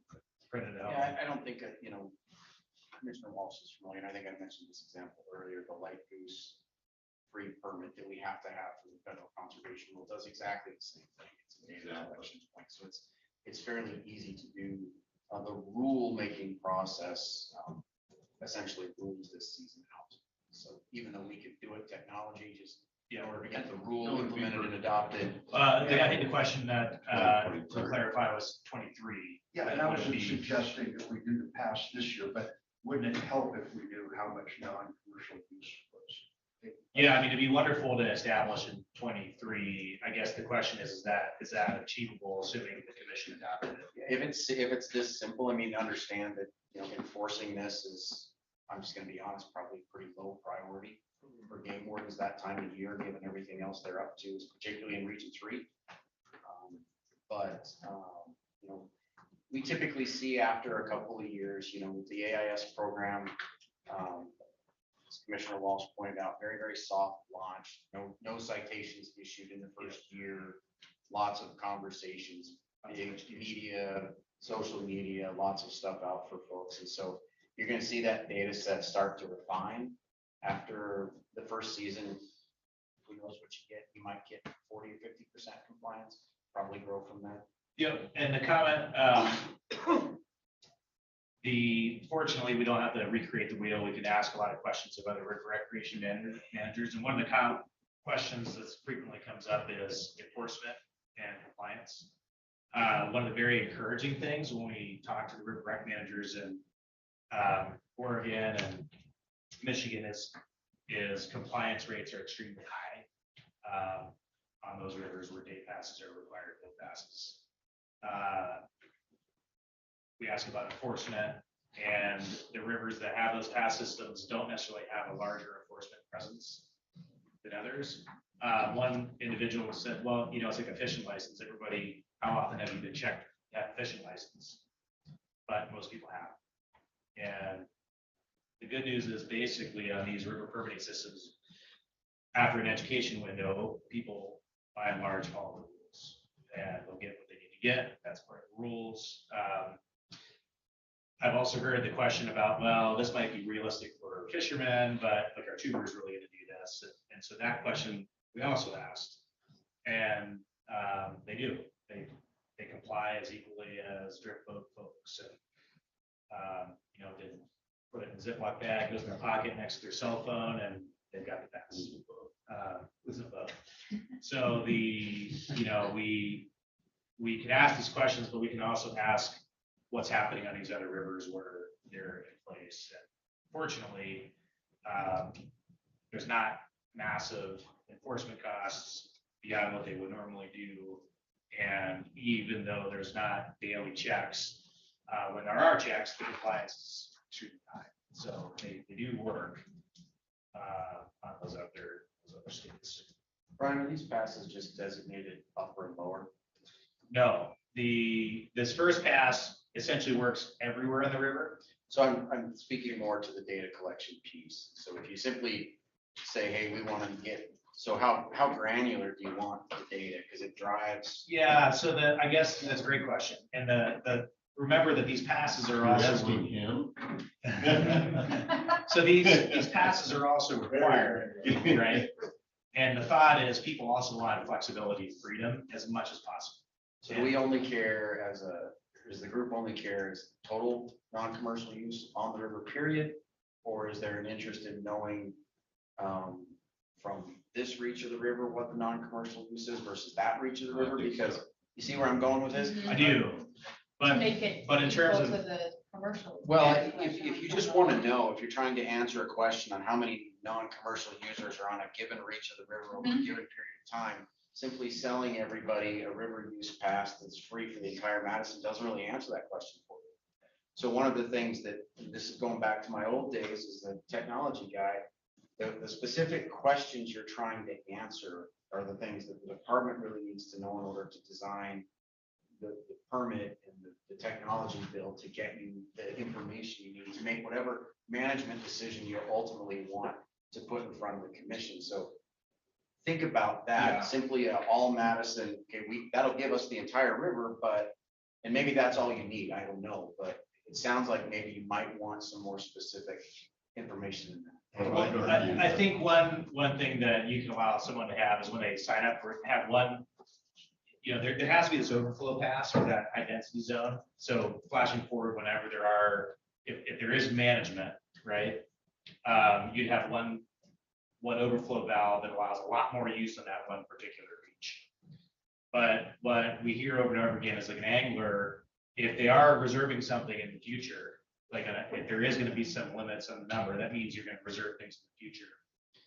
Is they don't want to have to, they want to be able to go up and down the river and follow good fishing or avoid the wind, just like we do as, guides and outfitters. We have to make that decision the morning of. And I think that's what the general public is going to want as well. So once you have a pass system, you can also, there's other ways to get that granular data. You can have them check what part they want to valid for. Have all of that Yeah. drives complexity into the development process. So Right. all of that. Or you could keep it really simple and through some passive monitoring, now everybody's got a pass, right? And we know exactly what commercial operators with an exact detail of our logging. And, you can go out and say, well, there's camera counted and this, that, and the other, and we know exactly the ratio of that commercial without having to have real elaborate complexity in the pass itself. Well, there's no value judgment for me on Yeah. whether what's right or wrong. I'm just simply saying, if you want those questions answered, you need to let us know Yeah. that, hey, at some point, we might like to know how many people were on this reach of the river that in this type. And we can figure out how to make that work. We just need to know if that's an important data point. Well, I think you want to know whether it's a sup or a drift boat, right? And whether they're fishing or not fishing. Yeah. I could see that as helping to drive information down the road. When Brian and I first spoke about this, I thought, hey, let's just focus on drift boats, period. And get those guys used to getting past. That's really what the SRP does, right? It covers even wade fishing. Okay, I get that. Sure. But I mean, if I understood your proposal correctly, a pass will cover 3 drift boats.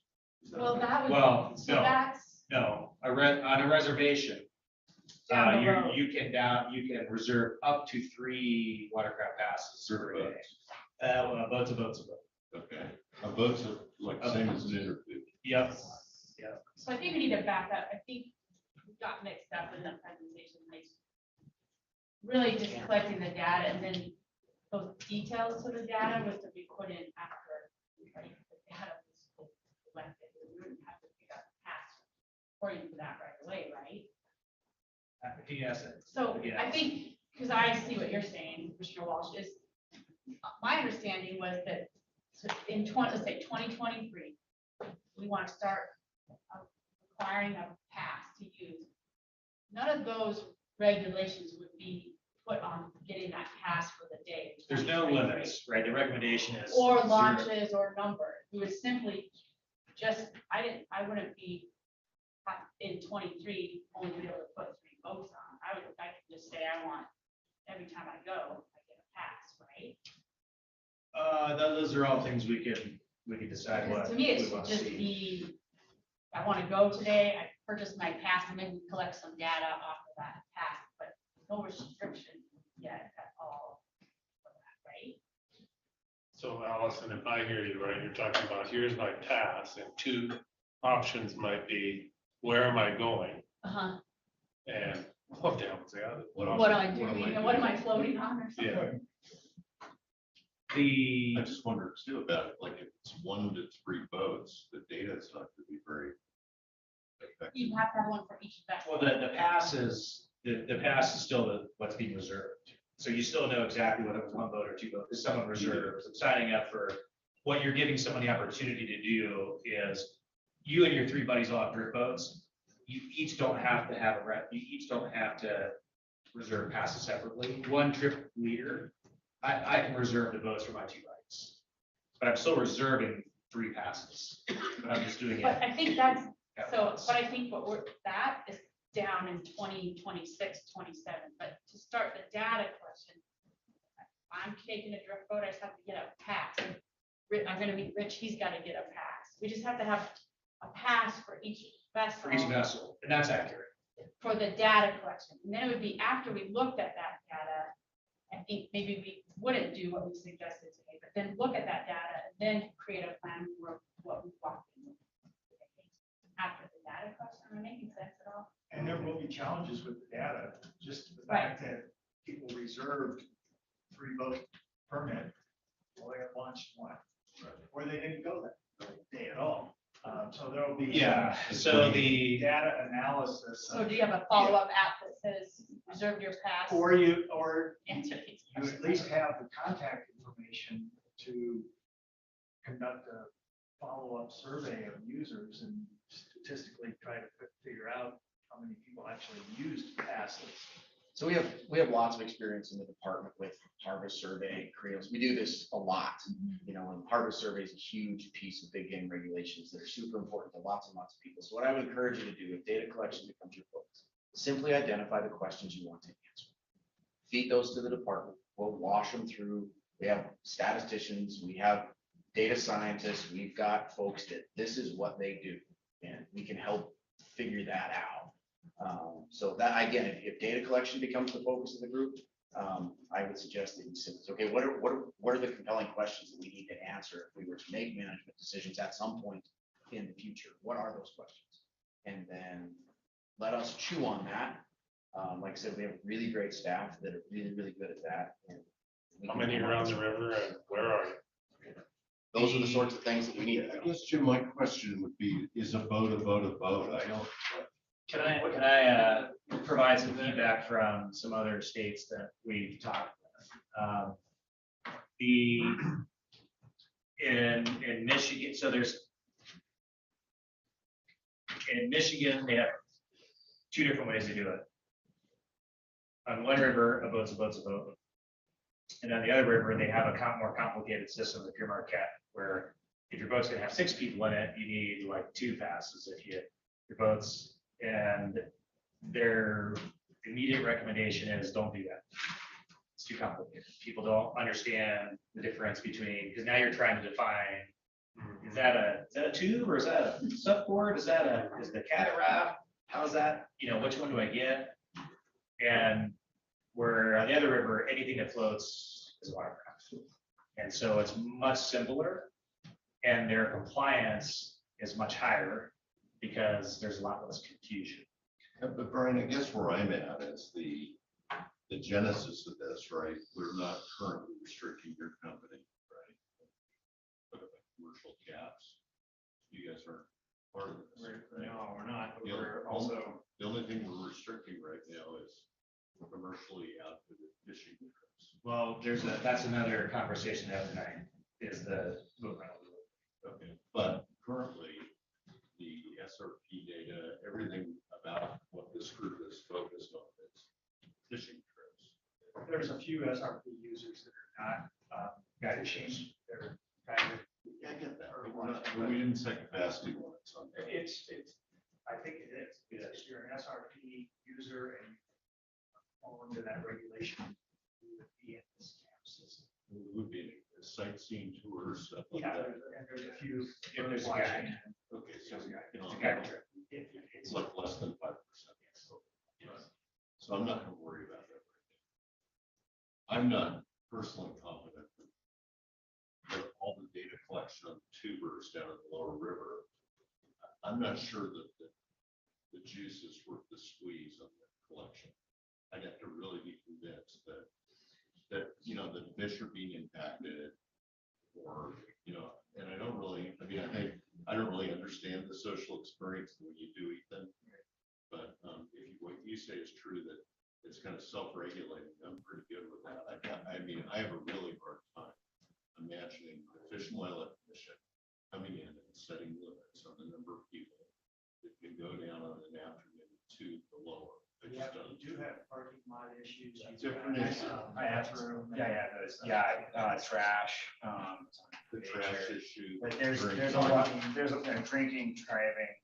Yeah, I mean, the problems that we have are basically, they're not even at great at the moment, but they will be if we start putting regulations in place. People will start floating lower and will start getting lost in the islands. And coming to the Okay, but I mean, and coming to the But Casey, our charge from the commission is to, I read the charge of the Madison River Working Group. I don't really get going in and regulating tuber use on the lower river. The charge is to develop a recreation plan for all. All recreational use. Okay, So that is our charge. okay, well, from my standpoint, that's something that could be delayed a year or two. I guess what I'm really concerned about is the use of drip boats on both the upper and lower. And I think Dustin's right. We need to be clear if we're going to have, if we want that data collected, and lower really is to And Casey, can you explain to me how you think the tubers are self-regulating? Ethan did already. How did I? Well, you said the people will delay and go on the 6th of July instead of the 5th. Oh, no, we do that as a company, like, we help regulate that. That's not like, that's not the typical general public who's like, those are more. Calling more- for your business. What's that? You might call for your business. Yeah, and be like, oh, it's for a business, or they've experienced our business on the river before, and they know that we have a general scope of what's going on those particular days. So like an educated Bozeman local could call us, and do call us to find out how busy the river is going to be on a weekend or Friday or something like that. And then we can tell them how busy we are. We don't know what the community is doing on those days, but we have a general idea of kind of what's been going on. Just like a day-to-day plus weather, and, that's something that we focus on. I personally focus on it.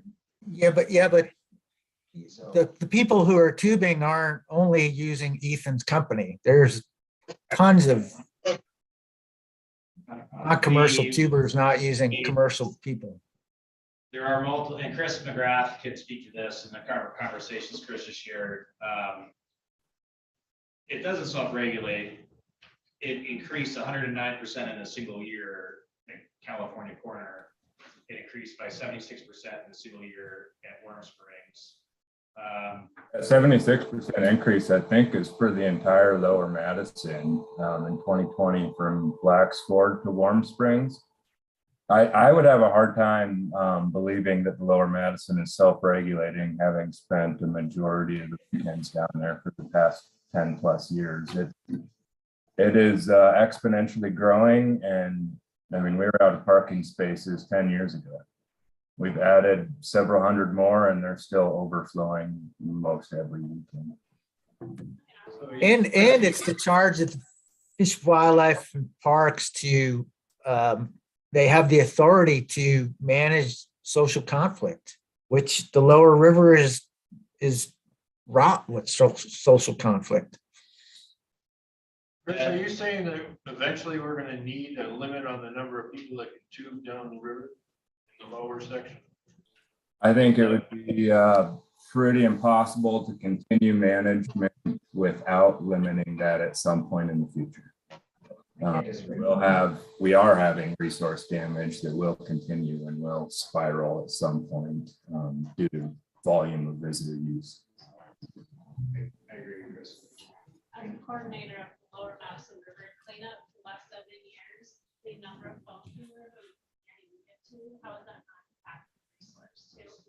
The tubers absolutely need to be included in the non-commercial data. You remember too, when the first NRC came around, there was no biological or resource issue touted. It was a social conflict issue. And that was commercial users on the upper who were also the least number of population as users. And they were charged to manage that, which is why we're here. One of the other things we thought about when we had a tuber pass and then essentially this all river pass, we were trying to keep the tubers in the tuber section. We didn't want to have it, so somebody getting in Barney tubing down to town, which you can see is out. Johnson.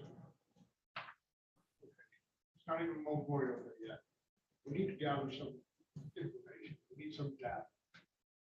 Why don't we put a mandatory sign, if you're doing the boat launches, mandatory sign in box, or simple, mandatory, but make it so it's like, please take this, whatever kind of test we use, let us know what you're going to do so we can better manage this river in the future. Just like when you go block management, you go when they're burden up, you sign in. At least we'll have some kind of data before the spring to pass thing going on. So we got like all this whole year at every access. Please, just non-commercial only. There is a sign at Bear Track Canyon, which is required, but the compliance of people going to sign in as well. Well, I mean, you put the sign there, it's mandatory. Put a state camera in there. It's like, please, we're asking you to take 5 minutes. Help us better manage this river, this resource we have here, and make it real quick and simple. You put one drip code in, John Sampson, put one drip code in. Who cares how many people you got in there? Just get the number of usage. How many That could just be a whether parking you got a, ticket. I ain't done yet. Whether you're in a kayak, whether you're in this, tubing, if you put tubes on that, it's fine. It really is no big deal from the upper is what we're trying to do. We're trying to limit some boats and traffic on that upper. Just merely a suggestion. Spend a little money, put the signs up there, state our case, make it easy, pencils, paper, everything right there, something printed out. Doesn't have to be like, what are you driving, this and that, make it, just make it simple. Okay, I'm taking maybe 2 gas or 1 float or 1 raft, and I'm doing it this day in the box. Somebody run the whole river and they grab them boxes. This is from July 1st, this is July 2nd, this is July 3rd. At least it'll give us something before we drop the pass it. Give us a little bit of what kind of usage we're getting on this river. Because So we limit- don't have enough money to like make a game board or somebody sit there and watch how many commercial and how many non-commercial boats are going there. We already know how many commercial boats are going there. The big question is how many fun traders are going there. That's what we need to know. File some of that information. Sounds like Mike Summer. and company think we need to know how many tubers are going more than the fishing. You need to know all. Well, I don't think there's that many tubers on the upper, is there? Is there? I don't know. No, not in the upper. Not compared to the Also, lower, but there Tim is. Duncan probably back at least learn that. Not yet. To understand total recreation on the river. Once we start hyper focusing on one thing, then we've lost what we're here to do. And so I think if we're gonna put forth effort to collect the data, you need to think about doing it well. I think one of the discussions we had before when this was brought up at one of the earlier meetings was, while that would be an easy, quick fix, it would be a lot of work that might not be good data for us to use in the long run. That was something that was critiqued before when we had brought up maybe using the River Ambassador program for that. So one thing that There's we no question, it's an excellent idea, Chris. The data would be very valuable. If we don't have a simple strategy. How can we get a box set up and all this stuff put together in a week, and so that we have that. It's not possible. This season is gone. It's not possible. And that was the feedback we had gotten at previous. It's just meetings. staff are already, maintenance plans are done, staffing levels are set. It's just not possible to get everything done. Well, it would also require staffing time to collect that. Well, you couldn't get the rule initiated to make it mandatory. Just Say, we'll get to you, Todd. Give us just a little bit more. It's time to wrap this one up. I guess I want to know is what the next steps are. I would come back to, do we agree that we need to have an upper limit defined in the near future for non-commercials? Do we agree that some form of free but required pass is a good thing to do. For data. Initially for data collection, with the forethought that should also be a usable tool in the future to manage use, right? Right, there's a big distinction there between capping use and managing use. I think implementing a system to get the data in it for down the line managing use. I think, coming right off the bat saying we need to cap things is cart before the horse. Capacity capping are two different things, right? A capacity is Correct. defining what's the amount of use. Now, if you're below that, then you aren't capping anything. But we need to define a capacity. That's different than a cap. The capacity we go out there and we see the lower river overrun with like cars parked illegally a mile and a half down from Black's Ford, there's no parking. These people pioneering launches. We see that in the lower river tubing zone. We see that now. So we know right now that there are days that have exceeded most of our thresholds for use. That's my whole point. That's my whole point is that defining a capacity is almost a moot point at this point. We're doing all this so that at some time in the future we need to manage use. We already know we're above capacity. I think Mike's right. So, but would you say, Casey? Casey, would you say?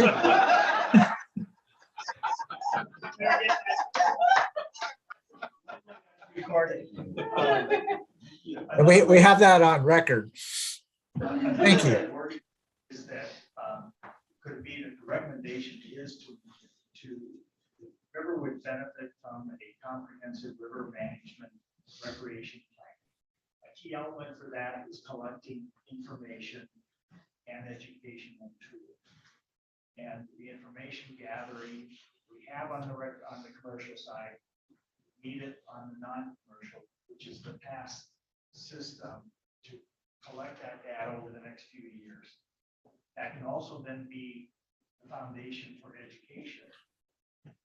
For use days, low use days, where it's being used.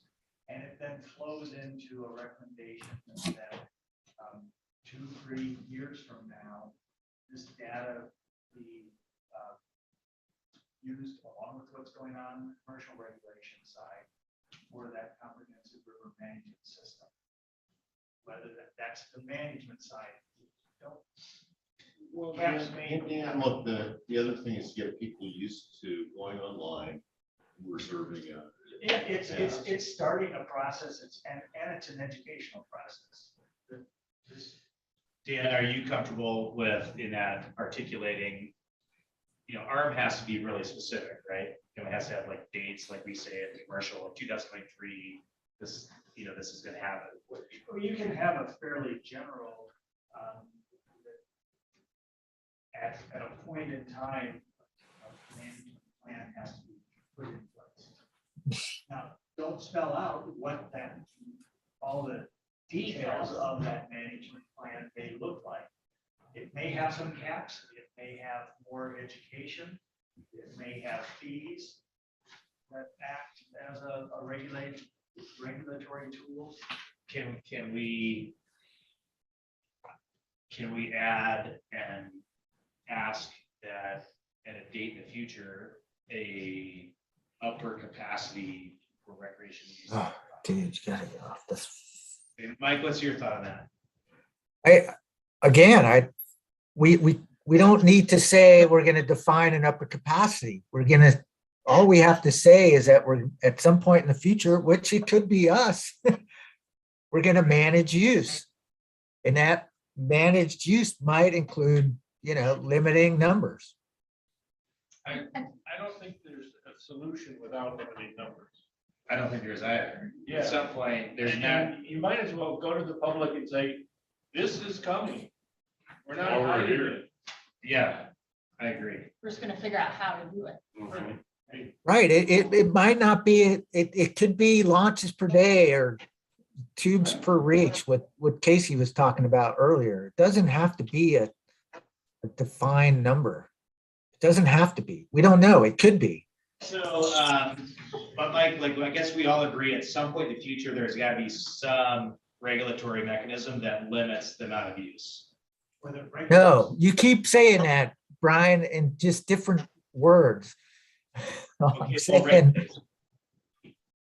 So why, Manage. What does manage mean, like specifically? why do all river recreation plans define a capacity? We don't have the data to do that today. Right. No, we don't. So that's what we're saying. Once we collect the data, we'll define the capacity. So And can then we say manage that after within 3 that years of data capacity. collection, then we will define recreational capacity? So what if the data, Maybe it's a year. what if the data shows that the non-commercial, the upper river doesn't need to be? Exactly. yeah, Maybe there's. Well, capping capacity is different, right? You could say, well, the capacity is much higher. Capacity, I would say, for tubing is much higher on. Yeah, I'm talking about the upper river. what if you implement the mechanism and use drops? Mike said, I'm sorry, I missed that. You said it again. If you implement this mechanism or process and use drops. Right? Use what? Oh, use drops. So what? Or you could have other alternatives of where you say rivers, actual capacity for tubers on the river. We haven't exceeded, but we've exceeded the capacity of parking areas. Watch, and put in, take out little areas. That real effort needs developing more of that, or a shuttle system. So this is Zach. I just want to say quickly that I think Dan put the summary eloquently, and I think I would stand behind the way he framed all that. And I think what we're all experiencing is the way this public dialogue is likely to go if we get too far ahead of ourselves and start talking about limiting use when we can't even define what the baseline non-commercial use is at the moment. And I really think that is sort of core to that conversation that we had at Madison, Gallatin Trout Unlimited with the board. Somebody said, well, what do you mean non-commercial use needs to be capped or is greater than commercial use? You just told me a minute before that you don't even know how many folks are using the river in a given year non-commercially. And so by just taking a bit of a step back and focusing on the way Dan summarized it, that we're taking steps towards defining use, setting up a pass system, gathering data, and in a few years we can cross that bridge. That doesn't mean we don't eventually take that step, but it does simplify the message a little bit, and you don't have to start showing people complicated calendars that are color coded and kind of stir people up prematurely, when really all we're trying to do right now is that initial data collection. Keep in mind, I mean, we signed up for a 3-year commitment, knowing that it wasn't going to be done 6 months and we'll be done. I think part of the angst, or that I feel, and I think it's felt by others, is that we've already committed to allocating one user group on the river, right? We've committed to that, and then it kind of feels like, and I understand why we have to drag our feet, but that we're dragging our feet to manage the whole other sector of users. And then the fear is, are we going to continue to drag our feet while this group was the only group that had to be allocated or regulated, whatever word you want to use. So that's the fear that sits in the back of my mind sitting here today, is committed to this one group. And if it all goes through, it'll go. And then there's a whole other reason that we're sitting here, is the non-commercial, and it's just slow. And I guess I know I have to accept that because it's a huge public undertaking. But the fear is, if we don't put something, will it ever get done? Yes, that's what I say here. Just waffle with. That's my my fear as well. So I'm comfortable scrapping any kind of mechanic discussion. I want to see a firm commitment Yes. that, you know, by after 3 years of data collection, that we will establish a management plan. I'd like to add a little more detail that will include elements of education and may include the need to ration use. And I think while we're trying to protect the non-commercial, and I understand that, I'm a non-commercial user, but on the flip side, of commercial, you're going to start to get pushback from the commercial group if they're the only ones that are regulated, and we're not trying to do something to preserve the entire experience. You know, I'm not saying everybody is, but part of why they committed to this commitment is because, okay, now we've done our part to preserve the social experience. Now, what are we all going to do? I just think we have to be thinking about that. While I get respecting going slowly with the public, you got to balance that out. The only thing we know, right, is charging some fee, right, is gonna naturally reduce use, right? And we know to charge a meaningful fee or the administrative fee is gonna require legislation. There's lots of studies on fee impacts on usage, and they actually do not hurt. Is that right? Yeah, and well, rarely in public increase use. they do usually. Well, the use is usually is an upward trend, and generally you can't use a market-based system because of public resources. There's all kinds of right. Toll roads. That doesn't decrease the use. Because I don't think charging for the two has decreased the use. Okay. While we have Ethan here, can we just jump to one other topic? Yeah. Then we're gonna this one. Yep. So the other component of use that we haven't addressed is delivering rental watercrafts to the river. Primarily, well, that's only done right now in the lower Madison stretch from Warm Springs to Great. So Ethan's company, it's two companies, Madison River Tubing and Montana Whitewater. But Madison River Tubing by far is the most established watercraft rental delivery. Yeah, Montana Whitewater, maybe that guy, Montana Whitewater, Madison. Same entity, but it's a different Yeah, but Montana Whitewater wouldn't deliver watercraft to Madison. Right, but what kind do they do? Is it Montana Whitewater? Right, does that make sense? The Bozeman kayak isn't affiliated with that. Bozeman kayak isn't delivered. I think, do they guide? Do they guide? Sometimes they do. I don't know if that's 100%. I know Yellowstone Club occasionally drops you a lot of this. Yep. Those are and then. Yeah, so let me there's another recommendation here which is specific to the watercraft rental delivery. And essentially the recommendation is right now at the moment, Ethan's company and the others, they operate under a shuttle. There's two kinds of permits right now, guided permits and shuttle permits. So they operate that under a shuttle permit.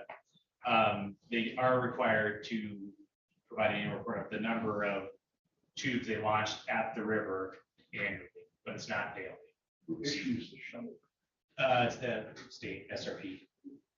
So the recommendation is essentially to have another version of the permit, but specific to that source of delivering boats, not renting boats out of Bozeman and someone picks up, puts in their trunk and drives to the river.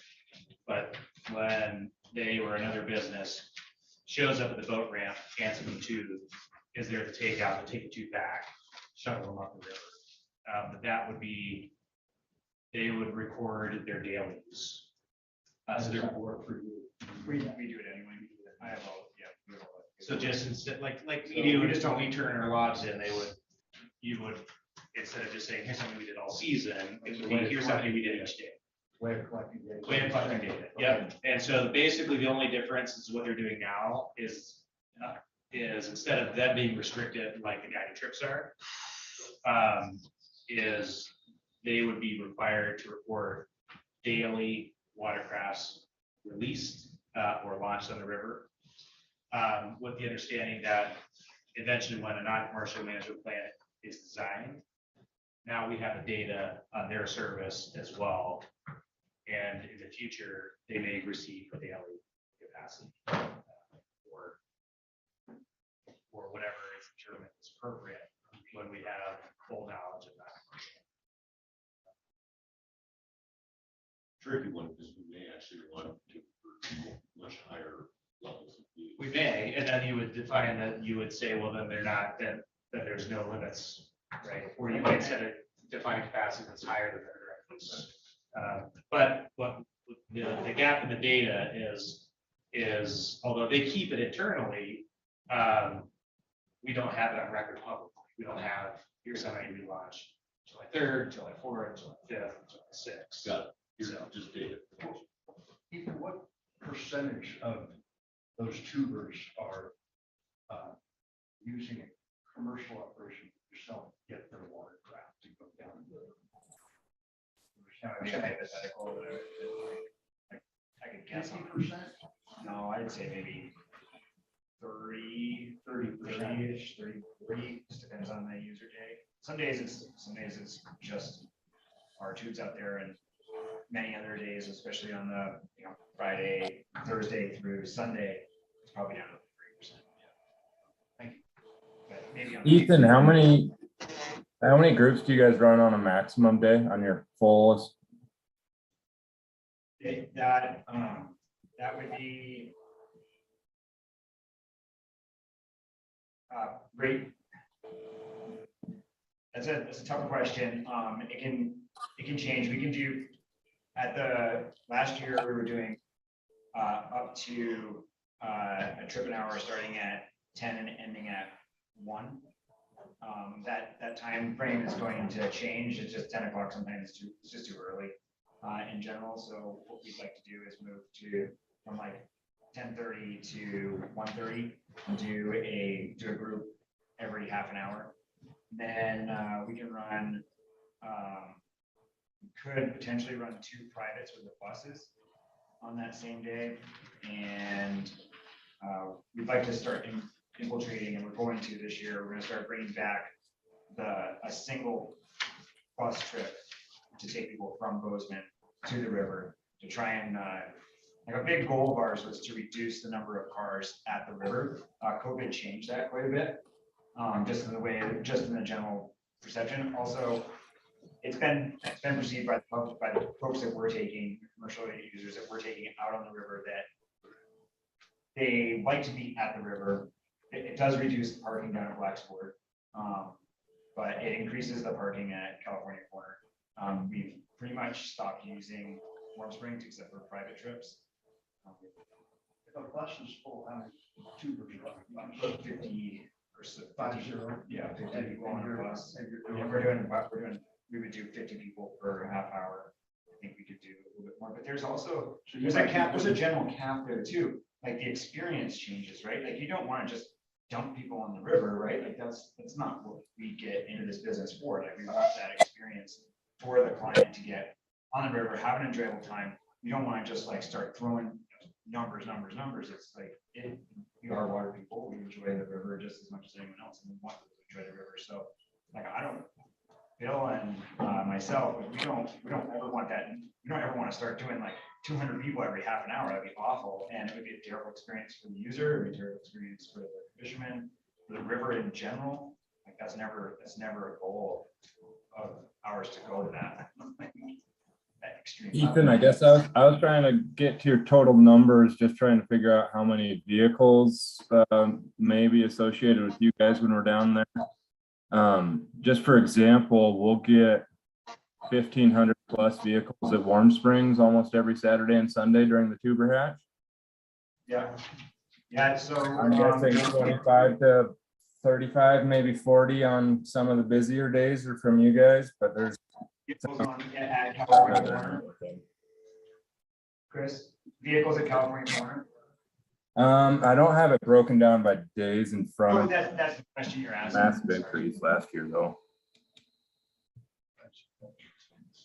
we're trying not to take people to Warm Springs anymore. We have. Yeah, we appreciate that too. It's been really helpful. Yeah, but I would say, I don't know, in general, if we put, say, on the busiest days, we're probably putting close to 400 people who are meeting us at the river, 400 tubes. So that could be a cooler tube too. So you gotta like run that into perspective, but, and you could say each vehicle holds 4 to 6 people. I don't know. Yeah, I think that that's a lot of, it sounds like a lot, but I think there's probably maybe 100 on the busiest days, 100, 150. I don't know. I think it's a guessing game on that. And those people rotate out fairly quickly, like every 2 hours. That those vehicles are being pushed out of there. And we try to help facilitate the parking at those locations when we're doing it, not just with our own clients, but also with the general public to help them get into places too. Our employees, we have 4 employees at the river, and they're there all day. And they're picking up trash, they're cleaning up, they're helping people park, they're moving things around, they're answering questions. Like our personal staff is helping manage that river quite a bit. Service and I work tests. They work very hard to keep that river as clean as possible and educate our users to the best of our ability. We do better, of course. I mean, we all do better, yeah. But we do the best that we can. I mean, we push to do better every year. Great. To hit on kind of the conflict and confusion we hit in the parking lots there, we'll have Ethan's 4 folks, and then we'll have generally 4 of my folks from the BLM just dealing with the put-in from 11 a.m. to 5 p.m. every Saturday and Sunday. And then we also have our LEO, and we usually bring in a detailer or 2 to help us deal with it. So there's a lot of effort and time that goes into just keeping those parking lots functioning to where they are. I know it doesn't look like it's always that functioning, but trust me, if we left, it would look a lot more like Black's Ford, and nobody would be getting onto the river in the fashion that they are now.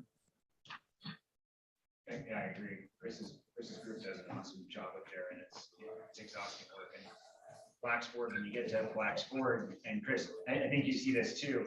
When you get to Black's Ford, it becomes a less desirable experience because people have been on the river in the sun for 4 hours, and that's I see personally that's where most conflict on this section of river comes up is at Black's Ford in regards to like the social complexity, the takeout, and the parking, I think, and the trash and the safety, and those are, I think Black's Ford is in general the larger problem. Yeah, I'd agree with that, Ethan. We even almost every single day we get multiple requests if our crew can move down to Black's Ford to help clear up that situation. It's like, well, that's not in our jurisdiction, so no, we cannot. Please call the local Wildlife and Parks office. Anything else, Brian? Dustin, just a quick clarification. Do you think 2023 is a possible target to have passes the soft start, or is that too soon? No, I think that you can agree on what questions you want to answer sooner rather than later. Yeah, I think we could have something ready. Dustin, you think that requires commission action? It does. It does, To right? make it mandatory, it does. So it would have to be initiated at the June meeting At the June meeting. in order to make it in time. When's our next? How soon do you need? When's your June meeting? Dustin, how soon, and Charlie, do you need a plan approved by the work group to come to the commission to make the June? Well, so our deadline for providing commission materials to commissioners is 2 weeks. ahead of the meeting, and I think the commission meeting is late June, Commissioner, is that? 25th. What if it goes to the August meeting? You won't make it then. It won't make it for the next year. No, the commission cannot adopt a rule within 90 days of legislative session. You have to wait until the session is commenced before the rule could actually be adopted. So you won't make it if you don't. So Is that accepted? Is it fine to start in 24 or? So we had reserved the May 26th date for another meeting in this group. I don't know if we have a quorum or not. I can figure that out tomorrow. But I think my advice is that we have another meeting next week, this time, and that we make this the exclusive topic and try to, between now and Down next 3 or Thursday. 4 or 5 questions. Yeah, I think that's I a think You think do whatever you can to simplify. I just said, suggest maybe they could do a subgroup before. Yeah, I think we can narrow down, basically what I took away is simple pass, narrow, one recommendation to Chris for the bear trap, but then 2 to FWP. A timeline. Bear trap, wait, right, that doesn't go, you're right, that doesn't have to go to the commission. And then a timeline of X number of years, 3 years of data collection, and then develop a non-commercial recreation plan. I think what Dustin said is they need to know what questions need to be answered. Yeah, what I'm envisioning is like an all access pass, the high density pass. That's where they're at, right? But the all access pass, you could have like, I sign up for it and then I have a checkbox, right? Would that be technologically possible? I get my pass and then I say, I'm gonna validate it for, this reach of the river and I'm gonna be in this kind of boat. sure, I'd encourage you not to be prescriptive as to the how. Just tell me the question you want us to answer and we'll come back to you with a recommendation on how that can work. So okay, perfect. That's what So we need. because you'll just chase your tail Yeah, trying to figure out exactly how to make it work. So just figure out from a management perspective, what information you would need, what questions you want answered. We can come back to you with, okay, here's how we would do that. If the commission told us to do that, and then you can try it on for size and see if you like it. Yep. But I would encourage you not to waste the week that you have trying to figure out exactly what, we need a checkbox here, we need a validation there. Don't worry about that. Just tell me what questions you want answered and we'll design a data scheme to do that for you. Yeah. I think that's realistic. And then we'll bring that back in a week. quick show of hands, who can be here next Thursday? Yeah. John, you're not. I can. You can or can't? I can, yes. Yes. Thank you. Zach? Yep. It's already on my calendar because we had originally set that date aside. So, yeah. So you can zoom in. Yeah, let's try and nail this and be done with it. And if you have feedback after this meeting, channel it through Brian. And my only thing would be keep it simple. Yeah. Please. And Mike did I thought, a really good way of addressing, the dialoguing about a maintenance plan and anyway, make sure you get his feedback. I'd like to also, because this is not commercial, right? I'll draft it, we can review it next week, but are we in consensus with the idea of a separate kind of permit specific to launching boats at the river that are not unguided? And that needs to be, that data is reported on a daily basis versus, that's another recommendation that has to be approved by the commission. Get feedback on that, Dustin. Anything you're gonna make somebody do, commission has to be the one to do it. No one has to. So essentially, the recommendation for watercraft rental delivery is it would be a unique permit under the SRP system. which they already have a shuttle SRP, but it'd be a watercraft delivery SRP. And they would be required to report their number of launches, number of boats launched at the boat ramp per day. It's not a new permit, Brian. They already have to do that under the SRP. We're just defining what they need to record. Well, correct. It's a change in the recording. It's a change in the recording process. Correct. Available for a certain geographical area of the river? That would also be, I think that's the intention, is that delivering physically boats and picking them up would be only valid from So Warm you'd be Springs. creating So that would also be a that says, geographic. On the Madison River, this is the only section you can operate. Correct. So that would be the two, reporting and then geographic locations. So that type of service. But our goal for what we're trying to accomplish is we from tonight is to get Simper's question, what's what he needs, right? Well, we have to prove it. Your And overarching goal is to initiate data collection. Well, on that. well, I mean, I guess to go back to that, like, are we comfortable then data collection with a commitment to crafting a comprehensive recreation management plan? No, the only thing he needs are questions that we are looking to have answered. So I think we have two different issues going on. One is the questions that we want to collect information on the past system. But the second part of it is the nature of the overall proposal. And so, I don't need to speed on it, but it is to collect data For 3 years, and then the third year. Educational tool that leads towards a river management. Next. Period. Done. No calendars, no. But that's an important part, right? Is that there's a commitment to develop a recreation management.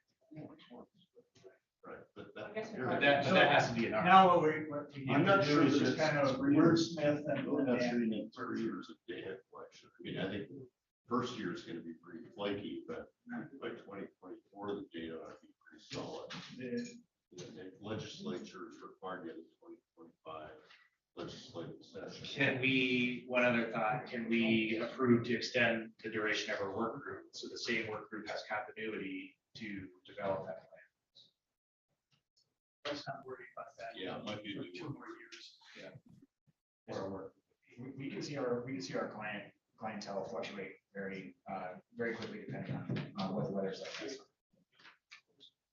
So if you use a single year of data or 2 years of data, you have 2 poor weather summers, which we have had in the past, can dramatically decrease the numbers that we're bringing on the river on a hot summer like last summer. The only problem I have with that is it pushes this out to really 2027. Are we using the term management plan because we don't use a very capacity? I don't care. Let's just keep it simple. I really don't care. I think people are understanding what capacity. But I think we can work. It should be a 5-page document, single space type, that's not gonna work. Okay. Dan can help. I think the other thing is you had some cleanup on the commercial use. Right, after our last vote, you were gonna tweak a few things. I think we might. And It'd be great if we could get that finalized by next Thursday, so it's ready to go for Dustin. And they're fairly limited what we've talked about. One question, and maybe Dustin can help on this. We didn't really address enforcement of the commercial cap and having your use days and various things.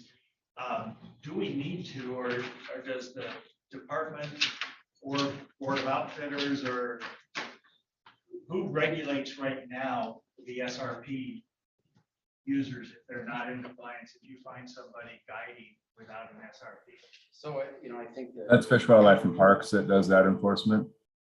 Yeah, so we're doing that, how actively, one of the assumptions that we made, when we looked at the commercial use, we made some assumptions, we had to make some assumptions. So we assumed that we'd be responsible for continued administration of the SRP, enforcement of that, along with all of the enforcement, auditing, all of the things that were contemplated with the new RUP.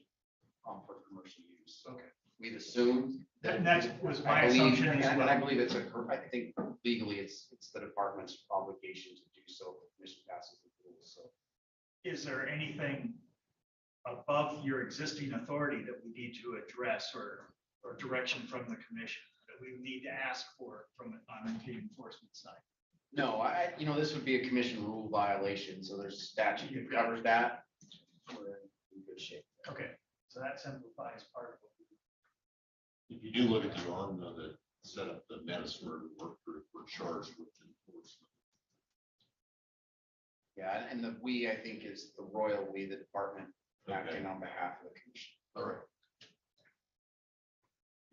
Dustin, do you have anything else to report tonight? So, Charlie's got some details. We had a document for you that's got some information changed late in the day today. So we're going to update that tomorrow and get that to you, Commissioner, for distribution to the group. But a couple of things to note in the proposal that came out of the last meeting. So the appeals board, the commission cannot designate its authority. So it just can't do that. So there cannot be an appeals board appointed by the commission to deal with those. Someone saying, well, I had these 3 years or some extenuating circumstance. So that's got to come out of there. That doesn't work. Is there an alternative to that? The commission is the appropriate authority to address that. So if you want to make, if the commission wants to make a provision for that in the rule, the commission is going to have to deal with that issue by outfitter as it comes up. There's a concern that we have, this system, if adopted, essentially creates a property right and this user lose provision. So these days are conveyed to you as an outfitter, you own them, you don't use them, and then the state comes in and takes them away from you. They're a takings issue. So our legal team is still working their way through that. I'm trying to think, there was one other thing. Oh, just from a fiscal capacity perspective, we've looked at this. On the people side, we think we probably need another body to do this. Probably someone in the neighborhood of total personal services and ops in that $100,000 to $120,000. So not a ton of money.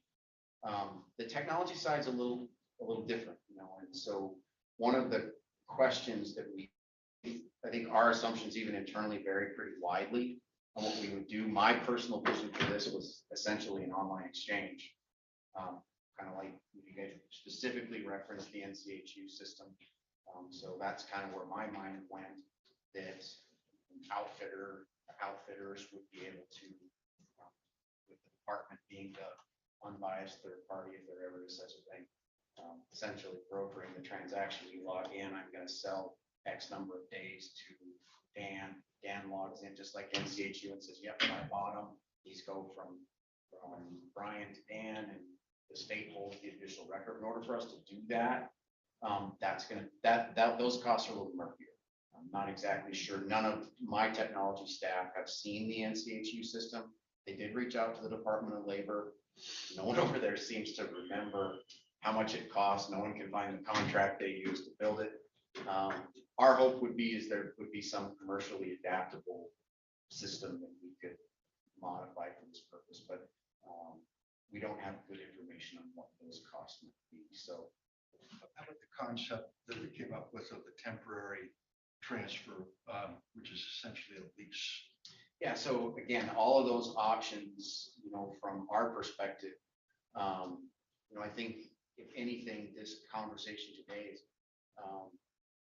emphasized the need for good record keeping and transparency, and so making sure that the data is readily available, that it's reliable, whether it be a lease, John, or a sale, or however however the commission chose to implement that transferability so that someone can follow the bouncing ball for this trip day from wherever it started when it got allocated under the cap to wherever it ends up for as long as it exists. Those are the assumptions that we made as a department, that was important to the group and would be important to the commission. So when we looked at how to do this and it has to work for your business. It can't be so onerous that it takes too much time. No one seemed to be comfortable with a whole bunch of paper records handed in at the end of the season. No one likes that very much. And so that's sort of where we ended up.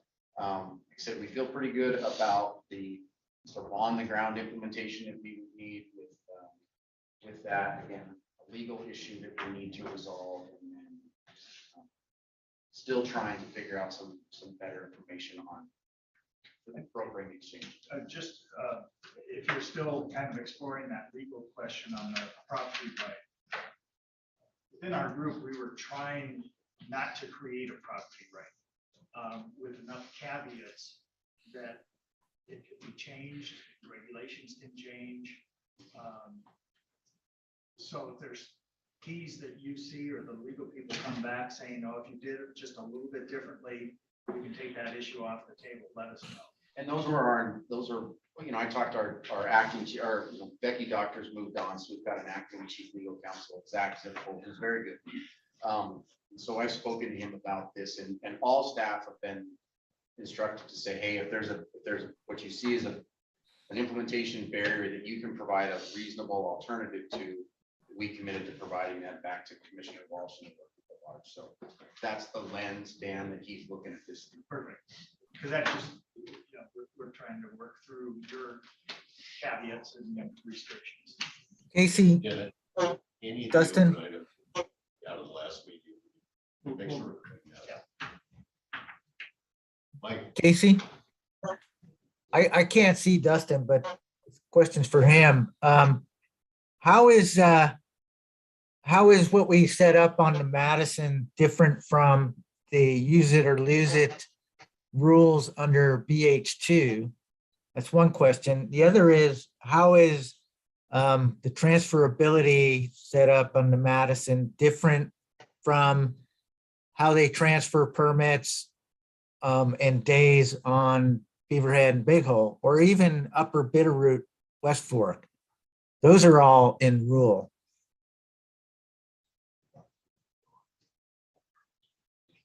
Yeah, so Charlie just pointed out, they can't transfer days on those rivers. Right. Yeah, they have to transfer the whole thing. I see. We were talking about. Yeah, I Again, understand. this is, I'm definitely not an attorney, so I got to trust the ones that I have, and they say, hey, we need to dig into this. That's so they're working on it. We just want to make sure that any issues that might arise, you guys are as prepared as you can be when this goes. Right. Thank you. Did you talk about that? Yeah. Mike, Charlie's gonna add something now. Okay. Another question we picked up on the. Charlie, it might be helpful just to stand up here so the folks looking. Sure. Another question we picked up on was the language on the river service providers. And I think in the original arm rule, it talked about outfitters and guides receiving the SRP. And just a question, was the river service provider without a definition? And thinking about the difference between a guide and an outfitter. When we don't issue that, like on the Beaverhead Bagel, it's the outfitter that gets the permit. We're not issuing those to the guide. So just trying to get a beat on whether that was, when you say river service providers, are you being all inclusive, including Charlie, guides? Charlie, that was in the original ARM rule in December of 2020. It was the commission that stated outfitters and guides in that rule, and we went through it when we drafted our draft, potential rules for this. We saw that and said, oh, we have we have guys that are running shuttles, and in other rule language, it said river service provider. So Yeah, you're right on that. We have to define it somewhere. In the existing river rec arm 1211-401, item 7, it defines river service provider means a business or person that, for monetary or other consideration, provides services on publicly accessible rivers in Montana. This includes angling outfitters licensed by the state of Montana and non-angling river service providers. They're not licensed by the state of Montana. So for example, Ethan's not a licensed fishing outfitter, but he may guide a group of recreational floaters. That was what we were trying to get a beat on. If that was your intent with using that term, then that doesn't raise the concern of what Mike picked up on when the Right. original armor guides. And technically that, that isn't something you can issue with guide. Right. And it was our intent that the original arm rule would need to be revised to reflect river service provider, not guides and outfitters. Right, and then using the definition that Brian, yep, thanks. Exactly. Which is already in rule. Right. Anything else for Dustin? Let's take a super quick break, like 5 minutes, and then reconvene and just rapidly go through reports. Nat's not here tonight. I think they're making good progress on the River Ambassador, but they have a fundraiser scheduled July 2nd.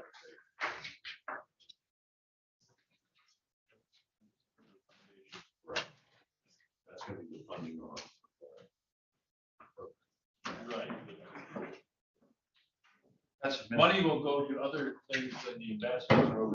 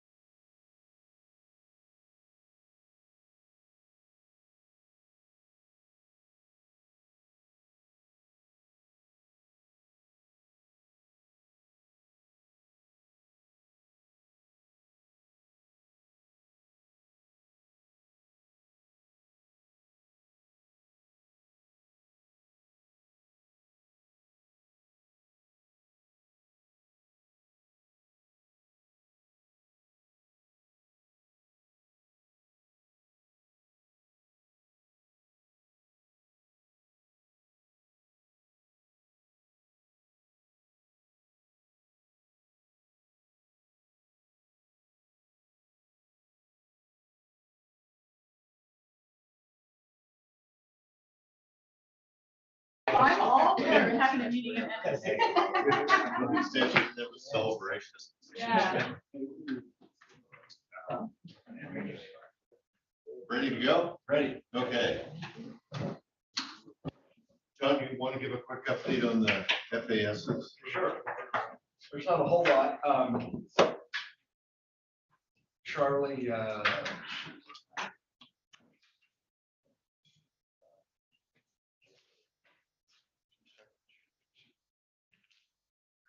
so, I asked the question to Charlie and he, with Dustin, told me I could share what their email said, and both Charlie and Dustin have been really responsive, by the way, to all of my efforts. I really do appreciate that. A lot of times, government agencies get the reputation of you get bogged down. These guys really get stuff moving forward. I've enjoyed it. But right now, it's what we voted on and approved with our 3 sites, Lyons, Barney, and Ennis, and the improvements that we suggested. They're concentrating on what they can control right now, which is Barney, Ennis, and they've forwarded these proposals to the Stewardship Bureau Chief Ryan Tainton, if I'm pronouncing that correctly, and Region 3 Maintenance Manager Jay Pappy, we know, and some of the comments were their overall perspectives were that the proposals of the 2 sites are both fairly simple projects with a fair amount of benefit to the site users. So that's good. They like what we proposed. They did note that the Ennis area raised some concerns about obtaining permits to do the work in the wetland area. We proposed that we remove some willows to increase parking. That's what we're referring to there. They also noted that with our inflationary environment, the cost of construction materials have gone up, and they're wondering how far $150,000 would go. And that's kind of where we are right now. So we're hoping to get some on-site meetings together, maybe with Ryan and Jay Pappy and whomever Charlie steers me in the direction of. Great. I don't think I have anything more to add. Just probably the subgroup, there'll be some emails going around with just a few refinements here. We'll deal with the appeals question, clarify that. There's one or two other little questions.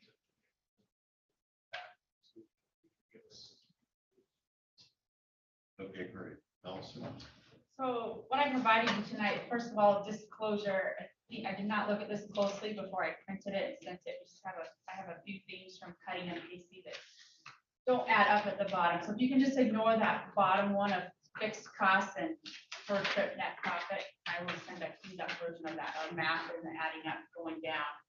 But what I wanted to portray tonight was, I think, what I understood from Commissioner Walsh, so just a general idea of profit and expenditures for a day trip for an outfitter, kind of looking at a larger outfitter, a small outfitter that also guides his own trip, but then hires guides. And then there's some outfitters that we call single boat outfitters that are just, they're an outfitter and they mostly just run their own trip for themselves. They don't hire necessarily other guides. And then just looking what it looks like to be a guide, the profit you make and the expenditures you have related to that. Just gives you a ballpark idea of what that looks like. Like I said, please don't look at the bottom 2 lines. I apologize. And I will send up a cleaned up version on that. I got ahead of myself today doing my other stuff. And then the second page just kind of looks at an overall annual cost for each one of those as well. It's not necessarily attributed to a day per day. You know, at the bottom, you can look at that and see, like, out of these annual costs based on 100 trips, what that looks like. So just some things to think about. Commissioner Walsh, what were your exact questions? We wanted to look at the economic stuff or the cost. Ultimately, I want to be prepared for any questions that come up in the commission meeting. Okay. And the idea that under the arm we're charged with creating an entry for new outfitters outfitters. And I think right now what we're saying is new outfitters would actually own their days. Once they find them. I was personally curious what the multiple looked like on that at $1,000 or $1,500 a day to buy a day. Is that a, 10x, 20x? Try to figure out what the payback period is for a new outfitter. And I just want to be able to answer this question. I think Allison's data here, which goes into more depth than the economic summary that.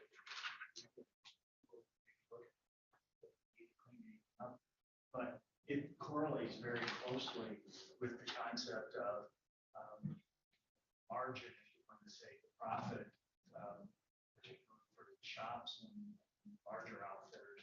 It's relatively thin. So then you say, okay, what's that value of transferring a day from one to another, either on a one-time annual usage that getting outfitter probably try to do, or purchasing it outright, like John may or Julie may purchase rights. And then it's just what's the market going to say? How long is your payback? How much are you willing to pay? 3 years, 5 years, 10 years to get back the money. Yeah, I think that's it. I think the one thing your group needs to think about is it does this turn into a BH2 where it's impossible for a young outfitter to get into business. We try to put as many mechanisms in place to avoid that, and I honestly don't think we can answer that until this goes in and we see what happens. And that would also be part of the adaptive management. Are we not allowing, is it too cumbersome for new outfitters to enter the process? We feel we put a good plan in place to look at all the unintended consequences of other plans. I don't know if we can outrightly answer that, to be honest, until we get going. If anyone has anything else to offer, I think what we can show is what the income looks like for these guys and what we think a day might go for. And it's all going to be on what people think they can afford. I don't know I exactly. think was like, this is the way we think, right? Like, I know what's left over after paying all the bills and staff and rent. It's not a lot. And so am I going to pay $1,000 for a trip? Like, no, it would take us too long to, but a different business model has a different set of, and they're going to look at, they know what is left after all their expenses. And that's what they're going to determine. Is it going to take me 10 years to get that back? That's a risky expense. Or they should look at that. It doesn't mean that there aren't going to be some perceptions that, oh, my day's worth $2,000. Right. But whether there's a willing buyer at that. And the huge thing to emphasize on this is BH2 and West River Bidder are totally different because they have a moratorium on the permit. And so it's like a liquor license, like it's all or nothing, to get in that system. And if you get one, you have a lot of potential access. Even on BH2 where there's allocation during 2 months, but the rest of the time there's not. So with one permit, you have a very high ceiling of future trips you could, and that causes the fact that they don't always become available. And so the idea of the Madison is permits are not restricted; they're not a moratorium, and then incrementalize. Commissioner, if I might interject, everybody's different. Everybody's business model is different. So imagine a single boat outfitter that young man or woman that's coming into the system, and he's buying a trip for $1,000, and he's charging $650 for that. Well, he's doing the trip, and his wife's making the lunch at home. He's tying the flies. Next thing you know, that new entry is netting $500 on that day, and it takes him 2 years to pay it back. Yeah, and that's really what I was after. But that's different from what Brian's model is. Where, of course. They may maybe 100. Well, the other thing that I think Allison did a good job of is she also said, well, guides are their own businesses too, right? They're independent contractors. And so what a guide looks like, should I become an outfitter, is how much more can I make than if I just guided a trip, right? And so I think, if I can make an extra $100 more, how long does it take me to pay that back? I know the knowledge is in this room. I just, I help Allison get it together, so when I get asked a question. Yeah, no, If I look at this, it seems like there's no point for Brian to buy a trip. So- We talked about leasing one for $100, well, he's only making $100. I mean, right, We something? don't, we lose money on just selling a day event fishing. We only sell day trips because it helps fill in the gaps for our fishing guides. For our business, where we get to live another year, is if we sell a few fly rods or put some in a fish lodge, right? Like we feed dinner, take them on a camping trip. But we also need really, really good guides to run our Smith River trips and, you know, get people to come to our fly shop. So for us, when we add up all of our rent, all the employees that we pay, and look at our fixed costs, I divide that by like, it costs us over $300 per trip we operate, right? We're on paper losing money on selling the trip. But we're also selling, you know, supplies, and fly rod, feeding people, we're charging for that, you know, on the river. And that's for us. And I think that's true for other lodges and fly shops, right? This is something you have to deliver. It's like a gas station. I don't think they make a lot of money selling gas, but they're gonna make some money when people buy some potato chips. You know, but I'm also not rowing the boat mistakes, right? Because it seems like the guide and the, you know, the single boat outfitter, if they could buy a day for $100, you know, they're still making money. Lease a day. At least a day, yeah, at least a day. The one thing to keep in mind is it's really, people don't just knock on your door just because you're an outfitter. So you could probably pick up 15, 20 trips if you're really, really good on word of mouth. But for you to operate 100 trips, if you're a good fishing guide, you can work 150 days, no problem. Everybody's gonna want you. But for you to find the clientele to come and book services, as an outfitter. somehow you know, you don't have that momentum with only word of mouth. So then you got to start spending money on a website or going to shows or doing some pay-per-click marketing, Google search, and right, you can do some low tier stuff to get, but that costs money. And so there's the different layers. Let's cut it off there and move into public comment. Got a small audience here. But committed. Greetings and thank you for your dedication. Yeah, Todd, what do you got?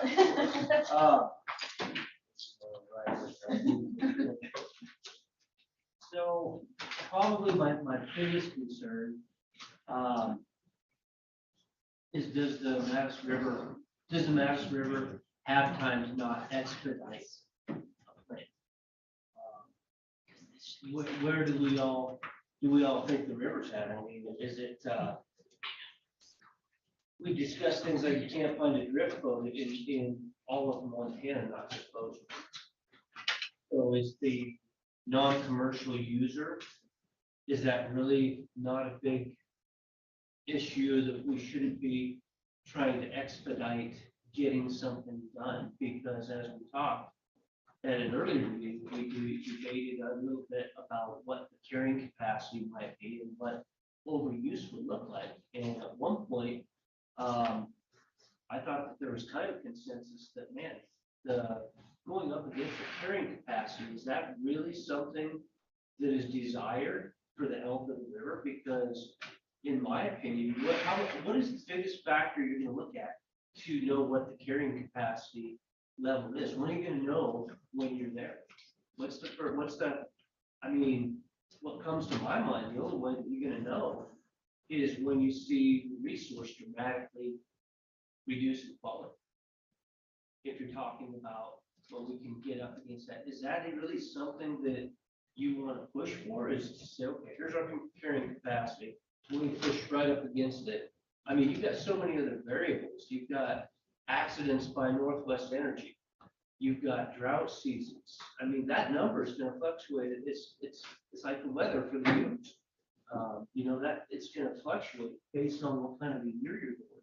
Like we have a bad water year, so on and so forth. So I don't know how you get to the information to know exactly what that carrying capacity is, other than knowing that, man, it's pretty busy and it's getting frightening out there. What do you think when you heard the commercial plan that was voted and approved on last week, and then what you heard about tonight with bouncing that off of what you're talking about, the capacity, and what advice would you have? For the I guess working my group? personal feeling would be, I think that everybody in this room probably, if not probably would say, can we really just let non-commercial use go for another 5 years? I mean, just the commercial use. I mean, we kicked that can down the road, look what happened. We went from 13,000 to 18,000. Well, we went from 13,000 having the cap set 19 and 20, which was 16,000, and then the use was actually at 18,000. And God knows, this year of all years is going to be the worst every year to have 20+ thousand commercial users over there. I'm scared to death. Call me a paranoia freak, but man, it doesn't look very good out there. I've been out there a few times already, and I'm not liking to see it. I mean, maybe I've just over 4 years I've forgotten how to fish. I'm not sure that's the problem. I think things are going to be tough when this gets started. So yeah, I would say that the urgency thing is probably one of my biggest concerns that I look at. You know, I would tell you to look more instead of carrying capacity to go back to what's the limits of acceptability, what they used to call it, lack, limits of acceptability. Limits of acceptable change, yeah, something to that effect. Where do you want to see it? You know, do you want to see it pushed up against what would be considered maximum capacity, or what are you willing to tolerate? I guess my thought is that after what we've seen the last 2 years of use on the Madison, is that maybe we don't get it back down, but maybe we try and, you know, I don't know what we need 1 or 2 years. I understand the comment of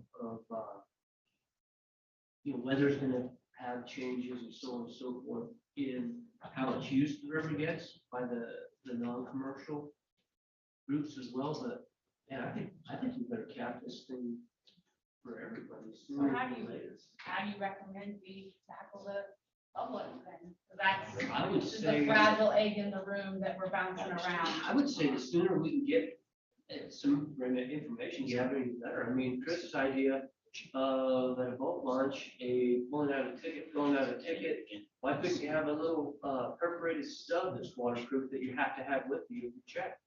That has, it shows you put in a warning, you've written where you're taking out and the information on it. You have this waterproof stub that matches the number of the ticket, and it's in your boat stuff.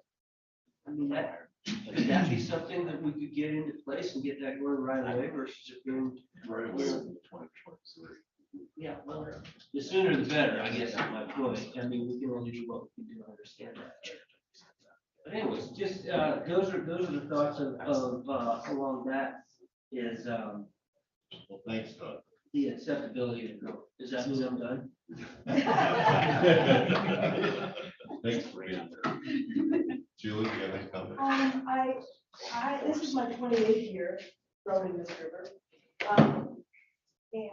So I don't have as much perspective, as long as the perspective is had, but it has been, thank you. I know, some days I feel it's enough. These last 2 years have been like wild. And this year, my daughter's going to be guiding a little bit more. We have our entire family out there, both kids, my husband, myself. And it's gonna be wild. And the thing that I talk to our guys about is, you know, you just have to be ambassadors. You know, just you've got to be such a good example. So with that said, I'm happy that, you know, we're gonna have this person propose to be the place. But when I hear Chris McGrath, I don't know if we're hearing him, but he's like, yeah, how many people do we say they have down there? Four. That's what I thought. I'm like, yeah. You know, let's add those numbers up. That's how are we paying? I mean, that's crazy amount of money. And that's for non-compliant The reason they're there is not for commercial. The reason they're there is for the public. Right, and so that's where I'm kind of listening to what Todd's saying and going, so for me, as a former high school teacher, family of educators, maybe we can't regulate now. Of course you can't just throw something out there, but can't we start educating now? Can't we start the PSAs right now? Can't we say, here's our concern, this is what we're working on? You know, that's where I'd like education. That's all I can say. I think that, Get something out there. I think that's good because the more we can get the public thinking they're part of the Exactly. situation. As things progress, you've Yes. already heard. It's already. And then we won't feel like to keep the egg so fragile. Well, and that just coming out of the meeting with the MS chamber the other day, I think there was a general consensus, everybody there. Information flow, education, social media, as this whole program rolls out. Maybe it's something that we need to put on our agenda for the work group to be thinking about. Public education component of this whole program. And maybe that comes after we get permission. But we need to give it some real thought to what type of communication tools we recommend and how some of the messages. I want to just throw one thing out there that kind of made me think of this. Messaging, the way I message, the way I know the river is completely different than so many other people. And you know, I have blind spots as well. And so just hearing some of the questions and like, oh, well, what about that? Or why this? Messaging, getting professionals. I'm not kidding. Just hearing the comments and the questions, I'm like, we all need our own professionals to keep us informed and on the same level. So you really need to think about how to message. I'm sure that FWP staff has communication specialists in their groups and at the appropriate time. Like I said, they're stressed and strained. I'm sure they are because there's so many different things that you're dealing with, but at the appropriate time, it'd be useful for us to be able to tap that and or have some discussions and perspective. I think you would see if the commission were to adopt this, we would probably engage some external. Right. Or can't come. Thank you all. The media is already What Brian aware. had to say is those numbers of what Bozeman is gonna be should really be looked at, because that's no joke. That's no joke. We have a lot of people coming out. Yeah. Yes, we do. All trying to buy real votes. 80. Thank you all. Thanks, Mike. Thank you, Casey. Thanks, everybody. Good night.